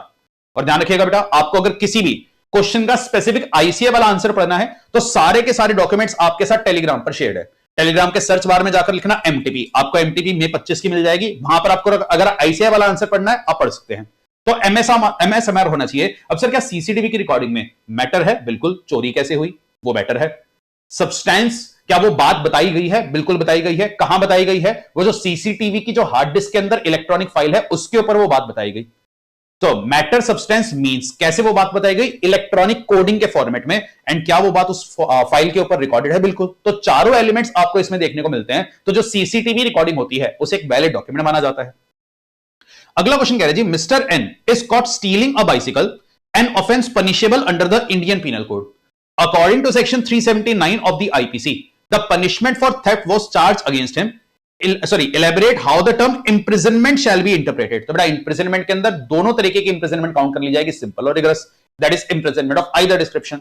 अगला कह रहे जी एफिडेविट का मतलब लिख देना, लिख दोगे। गुड फेथ का मतलब वो भी लिख देना। अगला क्वेश्चन कह रहे जी गवर्नमेंट के अंदर कौन सी गवर्नमेंट आएगी, सेंट्रल या स्टेट? दोनों गवर्नमेंट आएंगी। अगला कह रहे जी दो दोस्तों में लड़ाई हो गई और वो डिस्कस कर रहे हैं फाइनेंशियल ईयर और कैलेंडर ईयर में क्या डिफरेंस है। आई होप आप बता देंगे। अगला क्वेश्चन कह रहे जी कमेंसमेंट का मतलब क्या होता है? तो कमेंसमेंट का मतलब क्या है? जिस दिन से किसी भी कानून के प्रावधान एक्चुअली कमेंस होकर फोर्स में आते हैं। तो जैसे कंपनीज एक्ट पर 28 अगस्त या 29 अगस्त 2013 प्रेसिडेंट ने साइन तो कर दिए थे, पर ऑडिटर वाला चैप्टर कमेंस कब से माना जाएगा? 1 अप्रैल 2014 से। तो अगर कोई पूछ ले कि ऑडिटर वाला चैप्टर कब से कमेंस हुआ है, तो बेटा वो इस दिन से कमेंस हुआ है। अगला कह रहे जी नीचे दिए गए वर्ड्स का मीनिंग देना। तो बड़ा इन सवाल या इन वर्ड्स के ऊपर पेपर में सवाल आए हुए हैं, तो इनको जरूर करके चले जाना। तो एक आ रहा है आपका रूल। रूल का मतलब अगर कंपनी एक्ट में कहीं भी आ गया कि जी ये वाली बात आप एज पर रूल देखिए, तो रूल आपको कौन सा देखना है? कंपनी एक्ट वाला रूल। तो रूल मतलब वो वाला रूल जो किसी भी एक्ट की पावर का इस्तेमाल कर बनाया जाता है, और इसमें रेगुलेशन भी कवर्ड होती है, पर वो वाली रेगुलेशन जो रूल की तरह बनाई जाती है। जैसे कि सेबी एक्ट की जितनी भी रेगुलेशंस हैं, सेबी उनको बनाता है। फेमा की जितनी भी रेगुलेशंस है, आरबीआई बनाता है। तो सीजी रूल्स बनाता है एंड सेबी आरबीआई जैसी अथॉरिटीज रेगुलेशंस बनाती है। तो रूल के अंदर ये वाली रेगुलेशन वर्ड भी कवर है। ओथ का मतलब वही एफिडेविट वाला। डॉक्यूमेंट का मतलब आपको पता है। पर्सन का मतलब हमने पढ़ा। मूवेबल प्रॉपर्टी का मतलब भी हमने पढ़ा। Things attached to earth immovable होती हैं, उसके बारे में लिख देंगे। ऑफिशियल गैजेट के अंदर गैजेट ऑफ इंडिया भी आता है and official gazette of a state भी आता है। Likewise power of attorney, cheque का मतलब आप लिखेंगे, सॉरी ये पूछ रहा है जी डॉक्यूमेंट का मतलब क्या है, एंड क्वेश्चन ये पूछ रहा है क्या पावर ऑफ अटॉर्नी और चेक दोनों को डॉक्यूमेंट माना जाता है? Answer is yes yes. इनमें वो चारों एलिमेंट्स आपके होते हैं। अगला कह रहे जी वर्ड पर्सन का मतलब बताइए। थोड़ा पर्सन की वही इंक्लूसिव डेफिनेशन आप लिख देंगे। Company, association of person, body of individual, weather incorporated और नॉट। और ध्यान रखना क्या ये तीनों आपके पर्सन के अंदर आएंगे? बिल्कुल, बिकॉज पर्सन की डेफिनेशन कैसी थी? इंक्लूसिव। तो दैट इज वाई जो आइडल है, कोई भी पब्लिक अथॉरिटी बॉडी है या कंपनी है, ये आपके पर्सन के डेफिनेशन में कवर्ड है। अगला कह रहे जी आज मिस्टर एक्स ने एक land with 50 tamarind tree sold किया है। तो लैंड भी बेचा और टिम्बर जो पेड़ों को कट करने के बाद ऑब्टेन हुआ टिम्बर भी सेल किया है। आपको बताना है टिम्बर कैसी प्रॉपर्टी होगा? मूवेबल। इसमें कोई डिबेट ही नहीं है, बिकॉज आपने डिटैच करने के बाद उसको सेल किया। वही क्वेश्चन आ गया जी क्या सीसीटीवी रिकॉर्डिंग डॉक्यूमेंट है? बिल्कुल है। अगला क्वेश्चन, अगर आप किसी इमूवेबल प्रॉपर्टी पर कोई इंश्योरेंस कराते हो तो वो इंश्योरेंस पॉलिसी कैसी प्रॉपर्टी बनती है? ध्यान रखिएगा बेटा, मूवेबल। बिकॉज वो चारों पॉइंट्स में कहीं भी कवर नहीं होती। Land, benefit to arise out of land, things attached to earth, permanently fastened. That is why इसको मूवेबल माना जाएगा। योगवीर सिंह जी के पास मैंगो ऑर्कार्ड है मनचंगा विलेज बिलासपुर में। Orchards and more than 100 mango tree. आज उन्होंने पूरे का पूरा ऑर्कार्ड ही किसी को सेल कर दिया पेड़ों के साथ। तो बताइए जी कैसी प्रॉपर्टी बनेगी? इमूवेबल। अगला कह रहे जी पार्लियामेंट ने रिसेंटली एनवायरमेंटल प्रोटेक्शन एक्ट या अमेंडमेंट एक्ट पास किया था to strengthen the regulation on industrial waste disposal. Act में लिखा था कि वो कमेंस होगा 1 सितंबर से और प्रेसिडेंट ने साइन किया 15 जुलाई। तो प्रेसिडेंट साहब के साइन तो आ गए, पर एक्ट खुद साफ साफ कह रहा है कि मैं 1 सितंबर से फोर्स में आऊंगा। तो कब से फोर्स में आया हुआ माना जाएगा? 1 सितंबर से। सेक्शन नंबर 5 आप मेंशन करेंगे। इफेक्ट ऑफ रिपील क्या होता है? सेक्शन नंबर 6 आप मेंशन करेंगे। अगला कह रहे जी इनकम टैक्स एक्ट के अंदर, अच्छा सेक्शन 25, अच्छा माय मिस्टेक, जीसीए का ही सवाल है, मेरे को लगा इंटरप्रिटेशन का सवाल ना हो। तो कह रहे जी इनकम टैक्स एक्ट का एक सेक्शन 2 है, वो कहते हैं जी company is said to be a company in which public are substantially interested if it is the company which is registered under section 25 of the companies act. Question ये कह रहा है कि इनकम टैक्स के किसी सेक्शन में आज भी कंपनीज एक्ट 1956 के एक सेक्शन का रेफरेंस दिया हुआ है, तो उसे कंपनीज एक्ट 1956 का वही सेक्शन पढ़ूं या उसका जो नए कंपनीज एक्ट में कॉरेस्पॉन्डिंग सेक्शन आ चुका है वो रीड कर लेंगे? वही रीड कर लेंगे। सेक्शन 8 ऑफ द जीसी का सवाल आया। अगला क्वेश्चन भाई क्या कह रहा है? शीशम लिमिटेड एक कंपनी है engage in the business of manufacturing premium quality furniture in the state of Tamil Nadu. In the light of the provision of GCA and companies act advise on the specific timelines regarding the payment of dividend अगर AGM हुई है 8 अगस्त को। इस type का सवाल जब paper में आता है ध्यान से देखना, आपको कंपनीज एक्ट के साथ साथ जीसीए का भी रेफरेंस देना है और आप यही लिखेंगे जिस दिन एजीएम थी 30 दिन के अंदर पे हो जाएगा। तो पहला दिन आप एक्सक्लूड कर देना और उसके 7 दिन में उड़ा अकाउंट में ट्रांसफर कर देंगे। पहला दिन एक्सक्लूड करके टाइम कैलकुलेट करके आप बता देना। अगला क्वेश्चन क्या है जी, कोई काम हमें हाई कोर्ट में 8 सितंबर को करना था। 8 सितंबर को G40 की मीटिंग की वजह से हाई कोर्ट बंद है, तो ये काम कब हो पाएगा? जब भी अगले दिन हाई कोर्ट ओपन होगा। अगला कह रहा है ABC Limited operates a factory situated near a river. As per a recent central act, factories must be located at least 5 kilometer away from the river. Question घूम फिर कर ये पूछ रहा है डिस्टेंस कैसे मेजर करेंगे? Straight line on a horizontal plane. अगला आ गया जी duty to be taken pro 15% का टैक्स या ड्यूटी आपको लग्जरी परफ्यूम्स पर लगाना है। तो यहां पर आप हायर या lesser quantity of the perfumes पर ड्यूटी कैसे कैलकुलेट करेंगे? प्रो डाटा करके वही सेक्शन आप मेंशन करेंगे। अगला आ रहा है जी मिसेस नीलू चंद्रा, डायरेक्टर है लड्डू स्वीट्स प्राइवेट लिमिटेड। क्या बात है जी, सावन का मौसम है। Once while dealing with supplier of raw material for company she agreed to get some secret commission from the supplier. ओहो बढ़िया सवाल। तो मिसेस नीलू चंद्रा जी इस कंपनी की डायरेक्टर है। उन्होंने कंपनी को कॉन्ट्रैक्ट दिलाने में बीच में अपना छोटा सा कट लगा दिया और जब उनको पकड़ा गया वो कह रही है अरे नहीं, मैं लायबल नहीं हूं। हमने पूछा जी क्यों लायबल नहीं हो? वो कह रही जी डायरेक्टर कभी भी इस टाइप से सीक्रेट प्रॉफिट नहीं कमाएगा। ये बात कंपनीज एक्ट के सेक्शन 166 में लिखी है, पर वहां पर वो जो बात लिखी है वो एक मैस्कुलिन जेंडर के लिए लिखी है और मैं तो फीमेल हूं, तो मैं तो यहां पर करप्शन के लायबल नहीं होनी चाहिए। क्या ये कहकर वो बच पाएंगे? बिल्कुल भी नहीं। Section number 30 masculine will include feminine. अगला कह रहा है, ये क्वेश्चन बड़ा इंटरेस्टिंग है बिकॉज ये section 203 of the companies act plus GCA पर बेस्ड है। इस पर बहुत सवाल आते हैं, ध्यान से आंसर करना। Section 203 of the companies act कहता है कि आज अगर कोई पर्सन किसी कंपनी में केएमपी है तो वो किसी दूसरी कंपनी का केएमपी नहीं बन सकता। पर साथ में उसमें एक एक्सेप्शन क्या आती है कि आज अगर आप एक कंपनी के अंदर केएमपी हो तो आप उस सब्सिडरी के अंदर केएमपी बन सकते हो। पर वहां पर एक वर्ड आता है सब्सिडरी, तो सब्सिडरी को हम सब्सिडरी ही पढ़ेंगे या सब्सिडरीज पढ़ सकते हैं, तो बड़ा सब्सिडरीज पढ़ सकते हैं। Section 13 of the GCA clarify करता है। तो आज अगर आप एक कंपनी के केएमपी हो उसकी सारी सब्सिडरीज के केएमपी आप बन पाओगे। अगला सवाल, board of director of Sabharwal construction private limited authorised by passing resolution in the board meeting mister मुनीम टू अपॉइंट 5 एम्प्लॉय। तो डायरेक्टर ने मुनीम जी को 5 एम्प्लॉय को सिर्फ अपॉइंट करने की पावर दी, पर वो ये बताना भूल गए कल को एम्प्लॉय को अगर बदलना है, चेंज करना है, उसकी पावर किसकी होगी? तो मुनीम जी की होगी जी। सेक्शन नंबर 16 आपका आया। अगला कह रहे जी, in central act enacted the digital communications act to regulate and manage digital communications across the country. Act provide specific duties and responsibilities for the director of digital communication. तो यहां पर कुछ जिम्मेवारी डायरेक्टर ऑफ डिजिटल कम्युनिकेशन की fix कर दी गई, और जब डायरेक्टर अवेलेबल नहीं थे उनका थोड़ा बहुत काम डिप्टी डायरेक्टर ने देखा। तो सवाल उठता है जी, अगर एक जिम्मेवारी डायरेक्टर की फिक्स थी और कल को डिप्टी डायरेक्टर कुछ ऊंच नीच कर दे तो क्या सीनियर की रिस्पॉन्सिबिलिटी फिक्स करने से उसके जूनियर्स या सबऑर्डिनेट्स भी लायबल हो जाएंगे? बिल्कुल। सेक्शन 19 यहां पर हमने डिस्कस किया था। अगला कह रहे जी, प्रीवियस पब्लिकेशन के बारे में लिख दो as per section 23 of the GCA. Previous publication का क्या मतलब है? सारी कंडीशंस आप मेंशन करेंगे। अगला कह रहे जी, आज एक contract for sale mister A ने फ्रॉडुलेंटली किया और उसके लिए वो कॉन्ट्रैक्ट एक्ट और सेल्स ऑफ गुड्स एक्ट दोनों में पनिशेबल है। बताइए क्या दोनों की पनिशमेंट लगेगी? नहीं, किसी भी एक की पनिशमेंट लगेगी। अगला कह रहे जी, मिस्टर रचित ने एक नया घर खरीदा और एक नए घर में शिफ्ट कर गए, पर उन्होंने इनकम टैक्स रिटर्न भरते वक्त अपना जो एड्रेस था वो अपडेट नहीं किया और उनके पुराने एड्रेस पर एक नोटिस गया और नोटिस में पोस्टमैन ने लिख दिया कि जी वो भाई साहब तो मिले ही नहीं, नॉट मेट। तो अगर एंडोर्समेंट ऑफ नॉट मेट है, एंडोर्समेंट ऑफ रिफ्यूजल है, क्या इनकम टैक्स के उस नोटिस को प्रॉपर्ली सर्व्ड माना जाएगा? बिल्कुल माना जाएगा। चलिए, इसके बाद बेटा जितने भी सब्जेक्टिव क्वेश्चंस बाकी आ रहे हैं यार आपके इंटरप्रिटेशन ऑफ स्टैट्यूज के, पर यहां तक आपका जनरल क्लॉजेस एक्ट की रिवीजन होती है समाप्त। तो आई नो ये एक्ट आपको थोड़ा सा परेशान जरूर करता है, पर अगर आप मेन बुक से सारे प्रोविजन पढ़ने के बाद, सारे एग्जांपल्स पढ़ने के बाद कॉम्पैक्ट के बस 3 पेजेस एक बार रिवाइज कर लीजिए, सारे एफक्यू सॉल्व कर लीजिए, I am very sure you will be very very confident in GCA. तो कॉन्फिडेंस आपका बूस्ट हुआ या नहीं हुआ बता सकते हैं जी आप वीडियो के कमेंट बॉक्स में। तो इसके बाद अब हम चलेंगे इंटरप्रिटेशन ऑफ स्टैट्यूज, जो हमारे इस रिवीजन मैराथन का नेक्स्ट लेग रहने वाला है। चलो बच्चों, करते हैं अपना ये topic start, interpretation of statutes. And ध्यान रखिएगा, मैं टॉपिक को इंटरप्रिटेशन ऑफ स्टैट्यूज जरूर कह रहा हूं, पर अगर आप बुक के अंदर इस टॉपिक को ध्यान से देखेंगे, टॉपिक का एग्जैक्ट नाम क्या है? Interpretation of statutes, deeds and document. ये चैप्टर आपका 2 लेक्स में डिवाइडेड है। सबसे पहले आप यहां पर सीखते हो कि अगर किसी भी कानून की इंटरप्रिटेशन करनी है, कानून की इंटरप्रिटेशन कैसे होगी। एंड लास्टली आप सीखते हो अगर किसी भी डीड या डॉक्यूमेंट की इंटरप्रिटेशन करनी है तो किसी भी डीड, डॉक्यूमेंट, कॉन्ट्रैक्ट को इंटरप्रेट करने के क्या नियम कायदे होते हैं। दोनों में थोड़ा सा फर्क होता है। तो पहले कानून की बातें सीखते हैं, फिर हम जाएंगे डीड्स एंड डॉक्यूमेंट पर। तो किसी भी कानून को इंटरप्रेट करें उससे पहले जानना जरूरी है भाई कानून बनता कैसे है। तो किसी भी कानून के बनने के लिए सबसे पहले आता है बिल, जिसे लोकसभा पास करेगी, राज्यसभा पास करेगी, प्रेसिडेंट साइन करेंगे, तब जाकर वो बनता है एक्ट। एंड जब भी कोई कानून बनाया जाता है, किसी भी कानून के स्टार्टिंग में सबसे पहले आपको देखने को मिलता है उस कानून का एक प्रीएम्बल। प्रीएम्बल क्या बताता है? इस पर बहुत सवाल पेपर में आते हैं। तो बड़ा प्रीएम्बल आपको उस कानून का पर्पस, स्कोप या ऑब्जेक्ट समझाता है कि यह कानून लाया क्यों गया है। और कभी कभी जब आप कोई कानून के सेक्शंस को पढ़ रहे होते हो, अगर आप किसी पॉइंट पर अटक जाओ और सेक्शन में आपको क्लैरिटी नहीं आ रही और आप चाह रहे हो सर प्रीएम्बल पढ़कर ना मेरे को क्लैरिटी मिल पा रही है, तो क्या प्रीएम्बल के इस्तेमाल से उसकी इंटरप्रिटेशन कर पाओगे? बिल्कुल। फॉर एग्जांपल इसका एक एग्जांपल है हिंदू मैरिज एक्ट। उसके इसी सेक्शन में लिखा है that a marriage may be solemnised between 2 Hindus. तो उसने कह दिया 2 हिंदू के बीच में शादी हो सकती है। तो अब सवाल उठ गया कि ये वाला कानून कब अप्लाई करता है? जब सिर्फ 2 हिंदूज के बीच में शादी होती है, या हिंदू और किसी और रिलीजन के इंसान में भी अगर शादी हो तब भी हिंदू मैरिज एक्ट अप्लाई करेगा। तो जैसे आप उसका प्रीएम्बल पढ़ते हो ना, आपको क्लैरिटी मिल जाती है, क्योंकि प्रीएम्बल में लिखा हुआ है कि this act is applicable when a marriage is solemnised between 2 Hindus.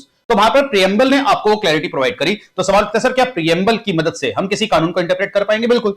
तो प्रीएम्बल आपका एक एड टू इंटरप्रिटेशन की तरह इस्तेमाल होता है। इसको हम बोलते हैं एड टू इंटरप्रिटेशन। तो अगर आप किसी भी कानून में अटकते हैं, प्रीएम्बल का इस्तेमाल आप कर पाएंगे। पर ध्यान रखिएगा, कभी भी अगर प्रीएम्बल और सेक्शन की मेन बात में क्लैश आया, किसकी बात प्रिवेल करेगी? सेक्शन की बात will prevail. That is preamble can never override the plain provision of the act.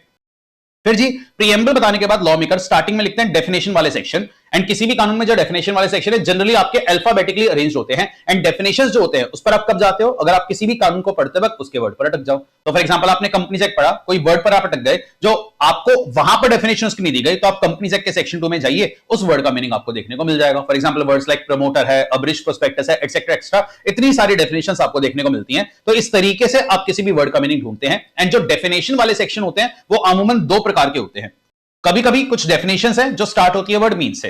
For example definition of the term company, company means a company, तो उसका मतलब वही है, उसके अलावा कुछ भी नहीं। वो डेफिनेशन कैसी होती है? एग्जॉस्टिव। कुछ डेफिनेशन स्टार्ट होती है इंक्लूड से। For example body corporate includes a company incorporated outside India, तो सर उसके मीनिंग में वो इंक्लूडेड है, इसके अलावा क्या क्या आ सकता है वो आपको खुद से एनालाइज करना पड़ेगा। तो ये डेफिनेशन कैसी है? इंक्लूसिव। कुछ डेफिनेशन में दोनों देखने को मिल जाते हैं। Share means a share in the share capital of the company and it includes stock, तो उसमें मीन्स भी आ गया, उसमें इंक्लूड्स भी आ गया, तो ऐसी डेफिनेशन को भी हम क्या मानते हैं? एग्जॉस्टिव, क्योंकि वहां पर लॉ मेकर ने पहले आपको मतलब बताया, साथ में कुछ एग्जांपल भी दे दिए।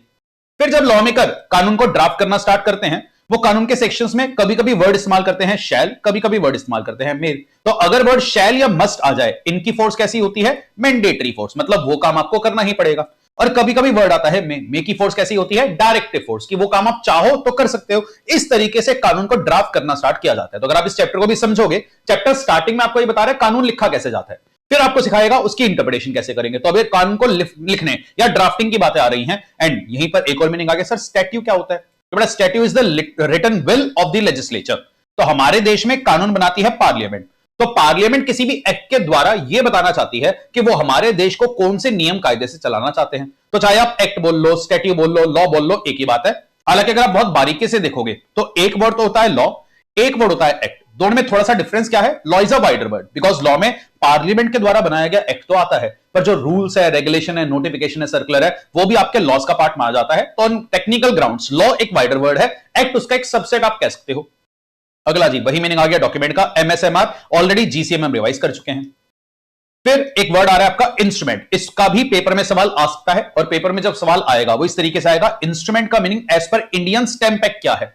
तो आंसर में ये मत लिख देना कि ये मेरे सिलेबस में नहीं है, क्योंकि ये वाला पॉइंट आपके सिलेबस में है। और बेटा इंस्ट्रूमेंट ऐसे डॉक्यूमेंट्स को बोला जाता है जिस डॉक्यूमेंट से कोई भी राइट या लायबिलिटी क्रिएट होता है, ट्रांसफर होता है, एक्सटेंड होता है, एक्सटिंग्विश होता है, तो ऐसे डॉक्यूमेंट को बोला जाता है इंस्ट्रूमेंट। और हमारे देश में इंस्ट्रूमेंट्स पर ही आपको स्टैंप ड्यूटी पे करनी पड़ती है। For example purchase deed, sale deed, affidavit, ये सब आपके इंस्ट्रूमेंट्स की कैटेगरी में आ जाते हैं।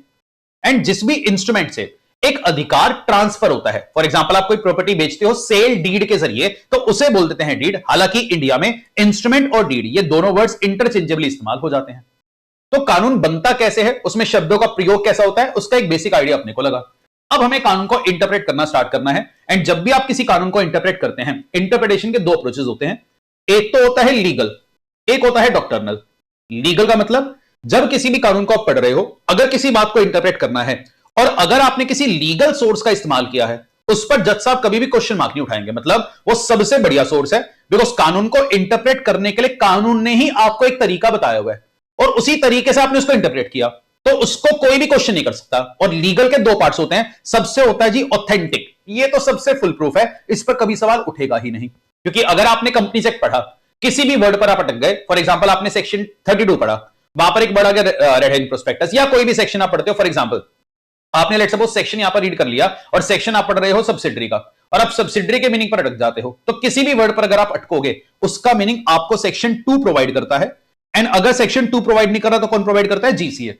तो लॉ मेकर ने ही अपनी तरफ से डेफिनेशन के सेक्शन, जनरल क्लॉजेस एक्ट, ऐसे कुछ कानून बनाकर आपको दिए हैं जो दूसरे कानूनों की इंटरप्रिटेशन में आपकी हेल्प कर रहे हैं। तो ये सबसे ऑथेंटिक इंटरप्रिटेशन है, क्योंकि अगर लॉ मेकर ने कहा है इस शब्द का मीनिंग यही होगा तो यही होगा, इसके ऊपर कभी भी सवाल नहीं उठेंगे। इस टाइप की इंटरप्रिटेशन को बोला जाता है लीगल का भी सबसे ऑथेंटिक। और लीगल में एक दूसरा होता है यूजुअल, जो उतना ऑथेंटिक तो नहीं है, पर over a period of time custom की वजह से उस बात को वैसे ही इंटरप्रेट किया जाता है। For example doctrine of constructive notice, doctrine of indoor management, तो ये सब कंपनी एक्ट के किसी सेक्शन में तो लिखी नहीं है, पर over a period of time इतना ज्यादा इनको फॉलो किया गया है कि आज उनको एज इट इज फॉलो किया जाता है और हर जज साहब की उसकी बात मानेंगे। दैट इज व्हाई ये आपका यूजुअल इंटरप्रिटेशन में चला जाता है। अगला आपका आता है डॉक्टर्नल, कि चलो जी अब हम किसी सेक्शन को पढ़ रहे हैं, किसी चीज पर अटके जो लॉ मेकर ने तो अलग से डिफाइन नहीं किया, अब उसका मीनिंग हमें खुद समझना पड़ेगा। तो जब खुद समझते हैं उसको हम बोलते हैं डॉक्टर्नल। और डॉक्टर्नल का सबसे पहला रूल आता है ग्रामेटिकल, और ये रूल ऑफ इंटरप्रिटेशन आप ना चाहकर भी सीख जाते हो और खुद पर खुद अप्लाई भी करते चलते हो। बिकॉज हम कानून किसी भी सेक्शन या किसी भी टॉपिक को क्लास में पढ़ते हैं, बट हम नॉर्मल इंग्लिश के हिसाब से उसे पढ़ते हैं। अगर किसी भी सेक्शन का मैं कोई स्पेसिफिक मीनिंग अलग से आपको नहीं बता रहा, आपने नॉर्मल रूल्स ऑफ ग्रामर के हिसाब से, प्लेन वर्ड्स ऑफ स्पीच के हिसाब से उसका मतलब वही समझा कि सर इसका मतलब प्रेजेंट टेंस है, वॉज का मतलब पास्ट टेंस है। ये सब बातें मेरे को अलग से आपको नहीं बतानी पड़ी, बिकॉज ये सब आपके ग्रामेटिकल इंटरप्रिटेशन होते हैं, और इसी को लिटरल इंटरप्रिटेशन भी बोला जाता है। और इसी का एक और नाम क्या आ जाता है आपका? Literal interpretation. तो चाहे आप ग्रामेटिकल बोल लीजिए चाहे लिटरल, एक ही बात है, क्योंकि यहां पर आप कानून को नॉर्मल रूल्स ऑफ ग्रामर के हिसाब से इंटरप्रेट करते हुए आ रहे हैं। पर कभी कभी ग्रामेटिकल इंटरप्रिटेशन से दिक्कत आती है। सर ग्रामेटिकल इंटरप्रिटेशन से दिक्कत कब आती है? अगर letter of law is logically defective. For example law में करने का company may be formed for any lawful purpose. अब वहां पर उन्होंने मे लिख दिया section 3 of the companies act में। अब इस मे को अगर मैं मे ही पढ़ूं तो इसका मतलब क्या है? कंपनी इलीगल पर्पस के लिए भी बन सकती है। तो देखते ही पता चल रहा है कहीं ना कहीं लॉ मेकर से एक मिस्टेक हुई है। मे को वो शैल बोलना चाह रहे थे, गलती से मे बोल दिया। तो यहां पर लॉ का जो लेटर है वही डिफेक्टिव देखते ही पता चल गया। तो यहां पर मैं ग्रामेटिकल इंटरप्रिटेशन में ना जाकर बात के लॉजिक में जाऊंगा, और इसलिए उसको हम बोलते हैं लॉजिकल इंटरप्रिटेशन। और लॉजिकल इंटरप्रिटेशन का ही एक और नाम क्या आता है? Functional interpretation.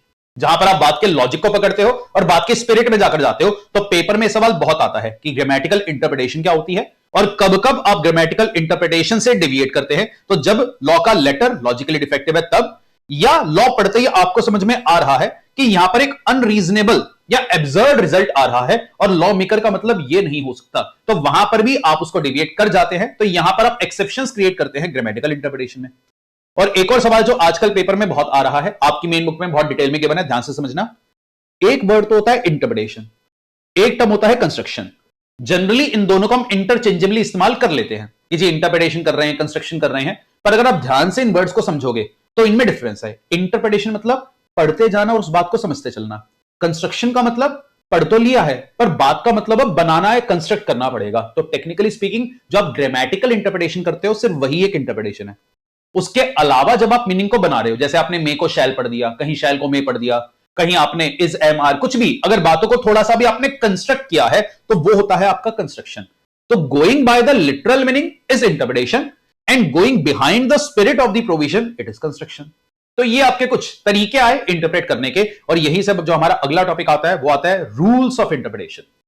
और ये सबसे इंपॉर्टेंट टॉपिक है कि जब भी किसी कानून को हम इंटरप्रेट करते हैं, कुछ प्राइमरी रूल्स ऑफ इंटरप्रिटेशन है जो आपको ध्यान में रखने हैं, लाइकवाइज कुछ सेकेंडरी रूल ऑफ इंटरप्रिटेशन है जो आपको ध्यान में रखने हैं। एक एक करके इन रूल्स को समझते हैं, किसी पर भी पेपर में सवाल आ सकता है। एंड आई नो आपकी स्टडी मैट की लैंग्वेज इस टॉपिक की बहुत ज्यादा कॉम्प्लेक्स है। आप मेरी मेन बुक से उसको पढ़ना, मैंने स्टडी मैट की लैंग्वेज को काफी ज्यादा सिंप्लीफाई किया हुआ है। एंड अगर आपको उसमें भी दिक्कत आ रही है तो कॉम्पैक्ट में मैंने हर रूल ऑफ इंटरप्रिटेशन की मेन बातें लिख दी हैं। तो यहां से ब्रशअप करना, फिर मेन बुक से रीड करना, पेपर को आप टैकल कर जाओगे। पर बेटा ये लैंग्वेज थोड़ी सी तो हैबिट डालनी पड़ेगी, बिकॉज पेपर में इस लैंग्वेज की एक एक लाइन पर सवाल आ जाता है। तो अगर ये करना इतना आसान होगा तो हर बच्चा करके हर बच्चा सीए बन जाएगा। तो आपको खुद को एक चैलेंज देना है कि यार बच्चा सीए नहीं बन रहा है, सीए का एग्जाम टफ है, वो इसी वजह से टफ है, तो मेरे को इस चीज को ओवरकम करना, आप कर जाओगे। तो कोई इतना मुश्किल भी नहीं है अगर आप इसको ध्यान से समझेंगे। एक एक करके आते हैं और इन रूल ऑफ इंटरप्रिटेशन को समझते हैं। सबसे पहला जो प्राइमरी रूल ऑफ इंटरप्रिटेशन आपका आता है वो आता है रूल ऑफ लिटरल कंस्ट्रक्शन, जिसको आप लिटरल इंटरप्रिटेशन भी बोल सकते हो, जिसको आप ग्रामेटिकल इंटरप्रिटेशन भी बोल सकते हो। और जैसा हमने अभी सीखा, ये सबसे पहला रूल है जो किसी भी कानून को इंटरप्रेट करने में हम लगाते हैं। और अगर कानून की लैंग्वेज ओके है, कोई एब्सर्ड रिजल्ट नहीं आ रहा, जाने अनजाने ये रूल ऑफ इंटरप्रिटेशन हम खुद ब खुद लगा रहे होते हैं, इसलिए इसको कार्डिनल रूल भी बोला जाता है। अब पेपर में एमसीक्यू का सवाल आ सकता है, सर कार्डिनल रूल कौन सा होता है? तो लिटरल इंटरप्रिटेशन।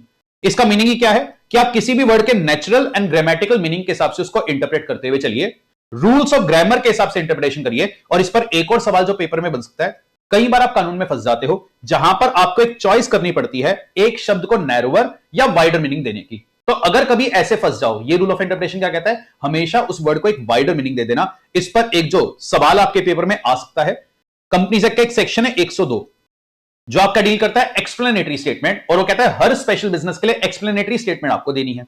एंड उसमें एक और पॉइंट आता है कि अगर किसी भी बिजनेस में डायरेक्टर पर्सनली इंटरेस्टेड है तो उसे इस चीज का डिस्क्लोजर देना होगा। अब दिक्कत क्या आई? Director personally directly indirectly interested है, उसका डिस्क्लोजर जाएगा। अब वहां पर डायरेक्टली इनडायरेक्टली का मतलब क्या है? लॉ ने ये डिफाइन नहीं किया। तो अब सवाल उठा, अगर डायरेक्टर का पर्सनल इंटरेस्ट उस बिजनेस में नहीं है पर उनकी वाइफ का है, तो क्या ये वर्ड इनडायरेक्टली में आना चाहिए? अब यहां पर मैं फंस गया यार, या तो मैं एक नैरोवर इंटरप्रिटेशन दूं या मैं वाइडर। तो यहां पर मैं कौन सी इंटरप्रिटेशन दूंगा? वाइडर। पेपर में दोनों में से किसी भी तरीके से सवाल बन सकता है। वो कहते हैं जी नैरोवर या वाइडर में कौन सा सिलेक्ट करेंगे? कमेंट कौन सा रूल ऑफ इंटरप्रिटेशन के हिसाब से आप आंसर कर रहे हो। या वो कह देगा कंपनीज एक्ट के सेक्शन 2 में लिखा हुआ है डायरेक्टर पर्सनली इंटरेस्टेड, तो क्या उसकी वाइफ का अगर इंटरेस्ट है वो भी इसमें कवर होगा? कमेंट। तो सवाल इस तरीके से बनकर आएगा। तो आपको बुक की लैंग्वेज और बुक में जितने भी एग्जांपल्स गिवन है वो ध्यान में रखने हैं कि जी ये लिटरल इंटरप्रिटेशन पर बेस्ड है। और लिटरल इंटरप्रिटेशन ही दो बातों पर स्पेशल फोकस करता है। सबसे पहली बात, आप किसी भी वर्ड के नेचुरल या ग्रामेटिकल मीनिंग को हमेशा ज्यादा वेटेज देना कि पॉपुलर सेंस में उस वर्ड का मतलब लोग क्या समझते हैं। तो लेट्स सपोज बेटा आज आपका और मेरा कॉन्ट्रैक्ट हो गया कि मेरा एक रेस्टोरेंट है, रेस्टोरेंट में मेरे को हर बार अलग अलग टाइप की वेजिटेबल्स चाहिए होती है, तो जितनी भी वेजिटेबल है उनके लिए प्राइस फिक्स कर लेते हैं 50 रुपए पर केजी। तो चाहे आप मेरे को सस्ती वेजिटेबल भेज रहे हो, तो आलू टमाटर प्याज जो भी भेजोगे, हर किसी का एक कॉमन रेट हमने फिक्स कर दिया 50 रुपए पर केजी। अब बेटा आपने सारी सब्जियां भेज दी, मैं कॉल कर कह रहा हूं अरे बेटा आपने पान के पत्ते तो भेजे ही नहीं, बीटल लीव्स। आप कह रहे हो सर बीटल लीव्स की कौन सी सब्जी बनती है? मैंने कहा भाई पर बीटल लीव है तो एक वेजिटेबल ही ना। आप कह रहे हो सर कॉमन में तो बीटल लीव्स एक माउथ फ्रेशनर की तरह खाई जाती है, मैं तो 50 रुपए किलो में कैसे सप्लाई कर दूं, इतनी महंगी है। मैं कह रहा हूं जी सप्लाई करना पड़ेगा, कॉन्ट्रैक्ट तो है, बताओ जी क्या बीटल लीव्स को वेजिटेबल मान ले? Answer should be no, because natural या पॉपुलर मीनिंग में आप पान के पत्ते को कभी भी सब्जी नहीं मानते। तो कभी भी इंटरप्रिटेशन करते वक्त आप किसी भी शब्द के नेचुरल या ग्रामेटिकल मीनिंग को ज्यादा वेटेज देना। अगला पॉइंट, टेक्निकल वर्ड्स को टेक्निकल सेंस में समझना। जैसे कि नेगोशिएबल इंस्ट्रूमेंट एक्ट में एक वर्ड आप सीखते थे होल्डर इन ड्यू कोर्स, तो उसका मतलब क्या होगा, उसके लिए नेगोशिएबल इंस्ट्रूमेंट एक्ट देखना पड़ेगा। लाइकवाइज फेमा में हम एक टॉपिक समझते हैं कैपिटल अकाउंट ट्रांजैक्शन। अगर आपको ध्यान हो फेमा का capital account transaction capital expenditure से बिल्कुल अलग है, क्योंकि अगर आप बाहर से मशीन खरीदते हो कैश में तो फेमा के लिए वो करंट अकाउंट ट्रांजैक्शन है। तो ये एक टेक्निकल वर्ड है जो फेमा में इस्तेमाल किया गया है, तो इसका मीनिंग आपको टेक्निकल सेंस में ही समझना पड़ेगा। ये आपका पहला रूल ऑफ इंटरप्रिटेशन आता है, रूल ऑफ लिटरल कंस्ट्रक्शन। अगला आपका आता है रूल ऑफ रीजनेबल कंस्ट्रक्शन। इस पर मोस्टली जो सवाल बनता है वो आपको पेपर में मैक्सिम लिखकर दे देगा और कहेगा जी ये मैक्सिम किस पर बेस्ड है। इस मैक्सिम में आप बस एक वर्ड पकड़ लेना, रेस। रेस का मतलब क्या है? रीजनेबल। तो अट रेस मैजेस वेलिएट क्वाम पेरिएट। तो ये क्या कहते हैं जी, जब कभी भी आप किसी भी शब्द को इंटरप्रेट कर रहे हो उसको एक रीजनेबल या सेंसिबल मीनिंग देना। फॉर एग्जांपल किसी भी कंपनी के ऑब्जेक्ट क्लॉज में लिखा है कि ये कंपनी प्रोफेशनल एजुकेशन के बिजनेस में है, पर अब उसने प्रोजेक्टर खरीदने का कॉन्ट्रैक्ट कर दिया, फर्नीचर खरीदने का कॉन्ट्रैक्ट कर दिया, बच्चों के बेंचेस खरीदने का कॉन्ट्रैक्ट कर दिया, तो ये अल्ट्रा वायरस होगा या इंट्रा वायरस होगा? Intra virus. बिकॉज बेटा अगर मैं यहां पर लिटरली पढ़ूं तो फिर तो ये सारी चीजें ऑब्जेक्ट क्लॉज में नहीं लिखी, पर क्या हर चीज लिखनी जरूरत है, या कुछ पावर्स इंप्लाइड भी होती हैं? कुछ पावर्स इंप्लाइड भी होती हैं। तो जो पावर आपकी इंप्लाइड है वहां पर आपने कौन सा रूल ऑफ इंटरप्रिटेशन लगाया है? Rule of reasonable interpretation. और वही बात यहां पर लिखी हुई है। अगला पॉइंट, साथ में एक चीज और क्या कह रहा है, at times two meanings are possible. एक मीनिंग ऐसा है जिससे कानून बिल्कुल वेग हो जाएगा, और दूसरा मीनिंग ऐसा है जिससे कानून थोड़ा सेंसिबल होगा और एक सही मतलब देगा, तो ऑब्वियसली वही सेंसिबल मीनिंग आप फॉलो करेंगे। तो ये आपका सेकंड रूल ऑफ इंटरप्रिटेशन आता है, रूल ऑफ रीजनेबल कंस्ट्रक्शन। तीसरा आपका आता है harmonious. Very very important. Harmonious में एक वर्ड आता है हार्मनी। जैसे मन में हार्मनी वर्ड है ध्यान रखना, पीस या शांति। और ये रूल क्या करता है बेटा, ये रूल झगड़े सुलझाता है कि अगर कानून के दो प्रावधानों में क्लैश आ जाए तो उसे कैसे इंटरप्रेट किया जाए, ये रूल आपको सिखाता है। तो सबसे पहली बात जो ये रूल सिखाता है, जो पेपर में अलग से आ भी सकती है, तो ये एक स्टेटमेंट आपको देता है, a statute must be read as a whole comment. तो जब भी आप कोई कानून पढ़ रहे हो, कानून पढ़ते वक्त पहले पूरा कानून ए टू जेड पढ़ो, फिर उसकी बात को इंटरप्रेट करो। तो मोस्टली झगड़े होते ही इसलिए क्योंकि हम पूरी बातें समझते ही नहीं। तो ये सबसे पहली बात ये कहता है जी, किसी भी कानून को अगर पढ़ रहे हो तो पहले सारे के सारे प्रावधानों को समझ लो, उसके बाद आपको क्लैश सुलझाना आसान होगा। तो किसी भी कानून को पूरा पहले एक बार पढ़िए, पहला रूल। दूसरी बात क्या कहता है बेटा, जब भी किन्हीं दो लोगों में लड़ाई होती है, हमारी पहली कोशिश होनी चाहिए उनकी सुलह कराने की। तो हमें एक ऐसी इंटरप्रिटेशन लेनी चाहिए जिससे एक इंसान और दूसरे इंसान दोनों की कुछ ना कुछ बात रह जाए। मतलब आप ऐसा मत करना, चल भाई तेरी बात को नकार रहा हूं, ये ठीक है ना। आप हमेशा ये कोशिश करिए कि दोनों बातों को कुछ ना कुछ फोर्स मिले।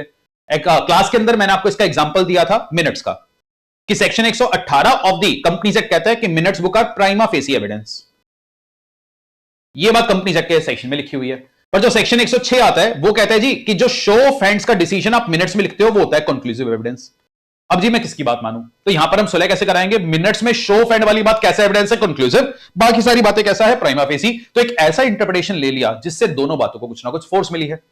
और फिर भी अगर आपके लिए दो प्रावधानों को इस तरीके से सुलझाना पॉसिबल ना हो और आपको दोनों में से एक का चयन करना ही है, तो उसका पहला नियम क्या कहता है? आप उस वाले का चयन करिए which is more specific, because specific provision will override the general always.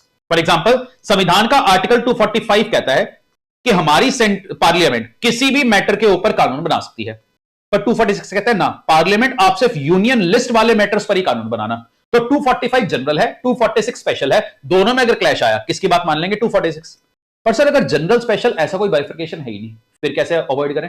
फिर आप देखो लॉ मेकर कई बार आपकी हेल्प कर देते हैं। लॉ मेकर एक वर्ड इस्तेमाल कर देते हैं, notwithstanding, subject to, without prejudice. इससे इंटरप्रिटेशन में हेल्प होगी। सर ये वर्ड्स कैसे हेल्प करते हैं? ये भी हमने क्लासेस में सीखा था। क्या? अगर सेक्शन लेट्स सपोज 13 कहता है सब्जेक्ट टू सेक्शन 61, तो इसका मतलब क्या है कि जी मेमोरेंडम के सारे क्लॉजेस 13 में ऑल्टर होंगे, पर अगर 61 में लिखा है कि कैपिटल क्लॉज ओआर से ऑल्टर होगा, तो तेरा कह रहे जी मैं आपके अधीन हूं, तो फिर 61 की बात चलेगी। पर अगर तेरा कह देता not with standing anything contained in 61, तो इसका मतलब क्या था? 61 जो मर्जी बोलता रहे, 13 को फर्क नहीं पड़ता। तो ये होता है आपका नॉन ऑब्स्टेंटेट क्लॉज। तो ये शब्द भी कई बार आपकी हेल्प करते हैं, और विदाउट प्रेजुडिस का मतलब क्या होता है, बिना उसकी बात को नुकसान पहुंचाए। तो ये आपकी हेल्प करेंगे, और ये सारे रूल्स लगाने के बाद भी अगर हेल्प नहीं मिल पा रही तो फाइनली एक लास्ट नियम आपको क्या समझाएगा कि जी फिर अगर आपको क्लैश अवॉइड करनी है तो आप उस वाले सेक्शन की बात मानना जो later in point of time आया था। मतलब आज अगर कंपनीज एक्ट के सेक्शन नंबर 20 में और सेक्शन नंबर 3A में, इन दोनों में अगर क्लैश आ जाए तो आप 3A की बात मान लेना, बिकॉज वो अमेंडमेंट से बाद में इंसर्ट हुआ था। पर सर अगर सेक्शन 20 में और 3 में क्लैश आता तो फिर मैं उसकी बात मानता हूं जो सीक्वेंस वाइज बाद में आता है, क्योंकि जो बाद में आया है उसको पहले वाले की बात पहले से पता थी, तो इसलिए उसने उस बात को चेंज करके नई बात लिखी है। तो जो later in point of time या लेटर सीक्वेंस वाइज आएगा उसका प्रोविजन कर जाएगा प्रिवेल। दिस इज अबाउट आपका रूल ऑफ हार्मोनियस कंस्ट्रक्शन। अगला आता है जी आपका hidden rule, very important for exam. Perfect 4 number का सवाल आएगा, और अगर 4 नंबर का सवाल आता है आपके आंसर में, अगर ये चारों पॉइंट हैं तो 4 नंबर मिल जाएंगे, वरना नहीं मिलेंगे। तो ये रूल क्या बताते हैं भी, ये रूल हम तब अप्लाई करते हैं जब कोई कानून बनाया जाता है जो लॉ के लूप होल को कर्व करता है। तो आज लॉ में कोई कमी थी, लोगों ने उस कमी का बहुत ज्यादा फायदा उठाना स्टार्ट किया। जैसे ही लॉ मेकर को यह बात पता चली, उन्होंने उस कमी को कर्व करने के लिए कानून ही बदल दिया। यहां पर मैंने आपको पूरा का पूरा वोडाफोन केस समझाया था कि इनकम टैक्स एक्ट के बिजनेस कनेक्शन के सेक्शन में कमी थी, पार्लियामेंट ने कानून अमेंड करके उस बात को ही चेंज कर दिया। तो आज अगर आप वो अमेंडेड प्रोविजन इंटरप्रेट कर रहे हो, वो आपको बेटर समझ में कब आएगा, सबसे पहले आप देखिए पुराना कानून क्या था, पुराने कानून में क्या मिसचीफ या डिफेक्ट था, पार्लियामेंट ने उस मिसचीफ या डिफेक्ट को कैसे सॉल्व करने की कोशिश करी, and what are the true reasons for the remedy. ये चारों पॉइंट आपको अपने आंसर में लिखने ही होंगे अगर हिडन्स केस पर सवाल आ जाए, और हिडन्स केस का ही एक और नाम होता है मिसचीफ रूल। अगला आपका आता है रूल ऑफ बेनिफिशियल कंस्ट्रक्शन। ये भी इंपॉर्टेंट है। ये रूल तब अप्लाई करता है जब आप कोई ऐसा कानून इंटरप्रेट करते हो जो किसी भी क्लास ऑफ पीपल के बेनिफिट के लिए बना है। तो ऐसे केस में रूल कहते हैं जी आपके पास अगर 2 इंटरप्रिटेशन पॉसिबल हैं, जहां पर एक उस क्लास ऑफ पीपल को थोड़ा कम बेनिफिट मिलेगा और दूसरा जिसमें ज्यादा बेनिफिट मिलेगा, तो हमेशा वो वाली इंटरप्रिटेशन लेना जिससे उन्हें ज्यादा बेनिफिट मिले। इसमें रिसेंट की एमटीपी का एक सवाल है, बता रहा हूं। तो मैंने कानून के अंदर लिखा था कि किन्हीं भी लेडीज को जब मैटरनिटी लीव मिलेगी, मैटरनिटी लीव उन्हें लेट से 2 बच्चों तक की मिलेगी, तो फॉर 2 किड्स वो मैटरनिटी लीव्स के लिए एंटाइटल्ड है। अब एक लेडी थी, उनके पास ऑलरेडी एक किड था, फिर उन्होंने एक किड अडॉप्ट किया। तो सवाल उठा जी ये जो बात यहां पर लिखी है कि 2 किड्स के लिए मैटरनिटी लीव मिलती है, तो जो अडॉप्टेड किड है क्या उसके लिए मैटरनिटी मिले या ना मिले। अब बेटा हम यहां पर फंस गए, बिकॉज लॉ ने बात बताई नहीं। तो यहां पर 2 इंटरप्रिटेशन पॉसिबल है, या तो मैटरनिटी लीव मिलेगी नहीं, या मैटरनिटी लीव मिलनी चाहिए। अगर आप मिलने वाली इंटरप्रिटेशन लेते हो तो उससे उनको ज्यादा फायदा मिलेगा। तो इसी तरीके से आप इस रूल का इंटरप्रिटेशन करिए। अगला आपका आता है rule of exceptional construction. As the name suggest, कानून में कई बार ना हमें एक्सेप्शन क्रिएट करनी पड़ जाती है। फॉर एग्जाम्पल इसका सबसे पहला पॉइंट आता है कॉमन सेंस रूल। किसी कानून को जब आप पढ़ रहे हो अपनी कॉमन सेंस को ध्यान में रखकर पढ़ना। कई बार लॉ मेकर से राइटिंग में ना कुछ एरर हो जाता है, तो अपनी कॉमन सेंस से उसको सुलझाने ना जबरदस्ती टाइम वेस्ट मत करना। यहां पर मैंने आपको क्लासेस में एग्जांपल दिया था कंपनीज एक्ट के सेक्शन 245 का, जो डील करता है क्लास एक्शन सूट। वो उसका सब सेक्शन 1 कहता है जितने भी मेंबर सब सेक्शन 2 में एंटाइटल्ड हैं उतने member class action suit file कर सकते हैं। और जब मैंने आगे सब सेक्शन 2 पढ़ा, वहां पर कुछ लिखा ही नहीं था, वहां तो ऑडिटर के रिगार्डिंग कुछ बातें लिखी थी। तो कितने member class action suit file कर सकते हैं वो बात सब सेक्शन 3 में है। तो अब इतनी कॉमन सेंस तो हम भी लगा सकते हैं कि लॉ मेकर से एक छोटा सा एरर हो गया, 2 को ऑटोमेटिकली 3 पढ़ लेना। ये आपका कॉमन सेंस रूल है। दूसरा आपका आता है और एंड। बिकॉज कानून के अंदर जब वर्ड एंड का इस्तेमाल होता है, एंड 2 बातों को जोड़ता है कंजंक्टिव है, और 2 बातों को तोड़ता है डिसजंक्टिव है। पर कभी कभी और को एंड को और पढ़ना पड़ सकता है। फॉर एग्जाम्पल अगर आप ध्यान से देखोगे इसी एग्जाम्पल में जो वर्ड एंड आ रहा है, इसे आप एंड नहीं पढ़ोगे, इसको और पढ़ोगे। बिकॉज जब एंड को और पढ़ते हैं तब और को एंड थोड़ी ना पढ़ते हैं। तो बीच में जो ये एंड लिखा है क्या ये और की तरह इंटरप्रेट हो जाएगा? हो जाएगा। अगला एक्सेप्शनल रूल आता है कि जी वैसे तो लॉ में मे की डायरेक्टिव फोर्स होती है और शैल एंड मस्ट की मैंडेटरी फोर्स, पर कभी कभी मे को शैल या शैल को मे पढ़ना पड़ सकता है। अब कब कब पढ़ना पड़ सकता है, कुछ एग्जांपल सारे देख लेते हैं। फॉर एग्जांपल मे का इस्तेमाल किया गया है as a matter of pure conventional courtesy. For example law maker ने कह दिया सीजी में, या लॉ मेकर ने कह दिया प्रेसिडेंट में sign a bill to make it an act. अब प्रेसिडेंट इतनी ऑनरेबल पोस्ट है कि वहां पर मैं शैल का अगर इस्तेमाल करूं सुनने में अजीब लगेगा कि हम उनको ऑर्डर दे रहे हैं। तो कन्वेंशनल कर्टसी के लिए मैंने वर्ड मे का इस्तेमाल किया, पर प्रेसिडेंट के साइन किए बिना कोई बिल एक्ट तो नहीं बनेगा। अगला कह रहे थे involves a discretion coupled with obligation. मतलब आपको डिस्क्रिशन तो दी गई है पर साथ में ऑब्लिगेशन अटैच्ड है। For example NCLT may give 1 month notice to CG before finalising any merger. ये बात लॉ मेकर ने लिख दी कि एनसीएलटी कोई भी मर्जर अप्रूव करने से पहले सीजी को 1 महीने का नोटिस देना। अब यहां पर लग रहा है जी है तो डिस्क्रिशन, पर नोटिस दिए बिना मर्जर अप्रूव हो पाएगा नहीं, ऑब्लिगेशन सी भी है, तो ये भी डिस्क्रिशन कपल्ड विद ऑब्लिगेशन में को शैल पढ़ लेंगे। या जिससे किसी क्लास ऑफ पीपल को बेनिफिट मिल रहा है। फॉर एग्जांपल सेंट्रल गवर्नमेंट में गिव 10% रिजर्वेशन, तो अगर ये वाला सवाल आया, यहां पर भी मेरे को शेल पढ़ लेंगे। या कहीं भी आपको लगता है जी कि एक मिसचीफ सप्रेस होगी और एक रेमेडी मिलेगा, for example company may be form for lawful purpose, अब लोग इसका फायदा उठा करके इलीगल पर्पस के लिए कंपनी ना बनाए, तो मेरे को शेल पढ़ना। लाइकवाइज अगर मेरे को में ही पढ़ा तो कानून का पर्पस ही डिफीट हो रहा है, तो ऐसे कुछ केसेस में आप मेरे को शेल पढ़ लेना। और शैल को भी कभी कभी में पढ़ा जा सकता है। फॉर एग्जांपल अगर आपने गवर्नमेंट के साथ इस्तेमाल किया सीजी शैल मेक रूल्स, अब सीजी के लिए कोई जबरदस्ती थोड़ी ना कि रूल बनाना ही पड़ेगा, जब आपको जरूरी लगे बना लेना। या लॉ मेकर का इंटेंशन ही सेम है या मैंडेटरी इंटरप्रिटेशन से एब्सर्डिटी आती है, तब कभी कभी शैल को में पढ़ लेना। बस एक चीज जो पेपर के लिए भी ध्यान रखना, अगर किसी भी पेनल्टी प्रोविजन में सरकार ने लिख दिया कि you shall be liable to a penalty of 50,000, उसे हम कभी भी में नहीं पढ़ सकते, वो हमेशा शैल ही पढ़ा जाएगा।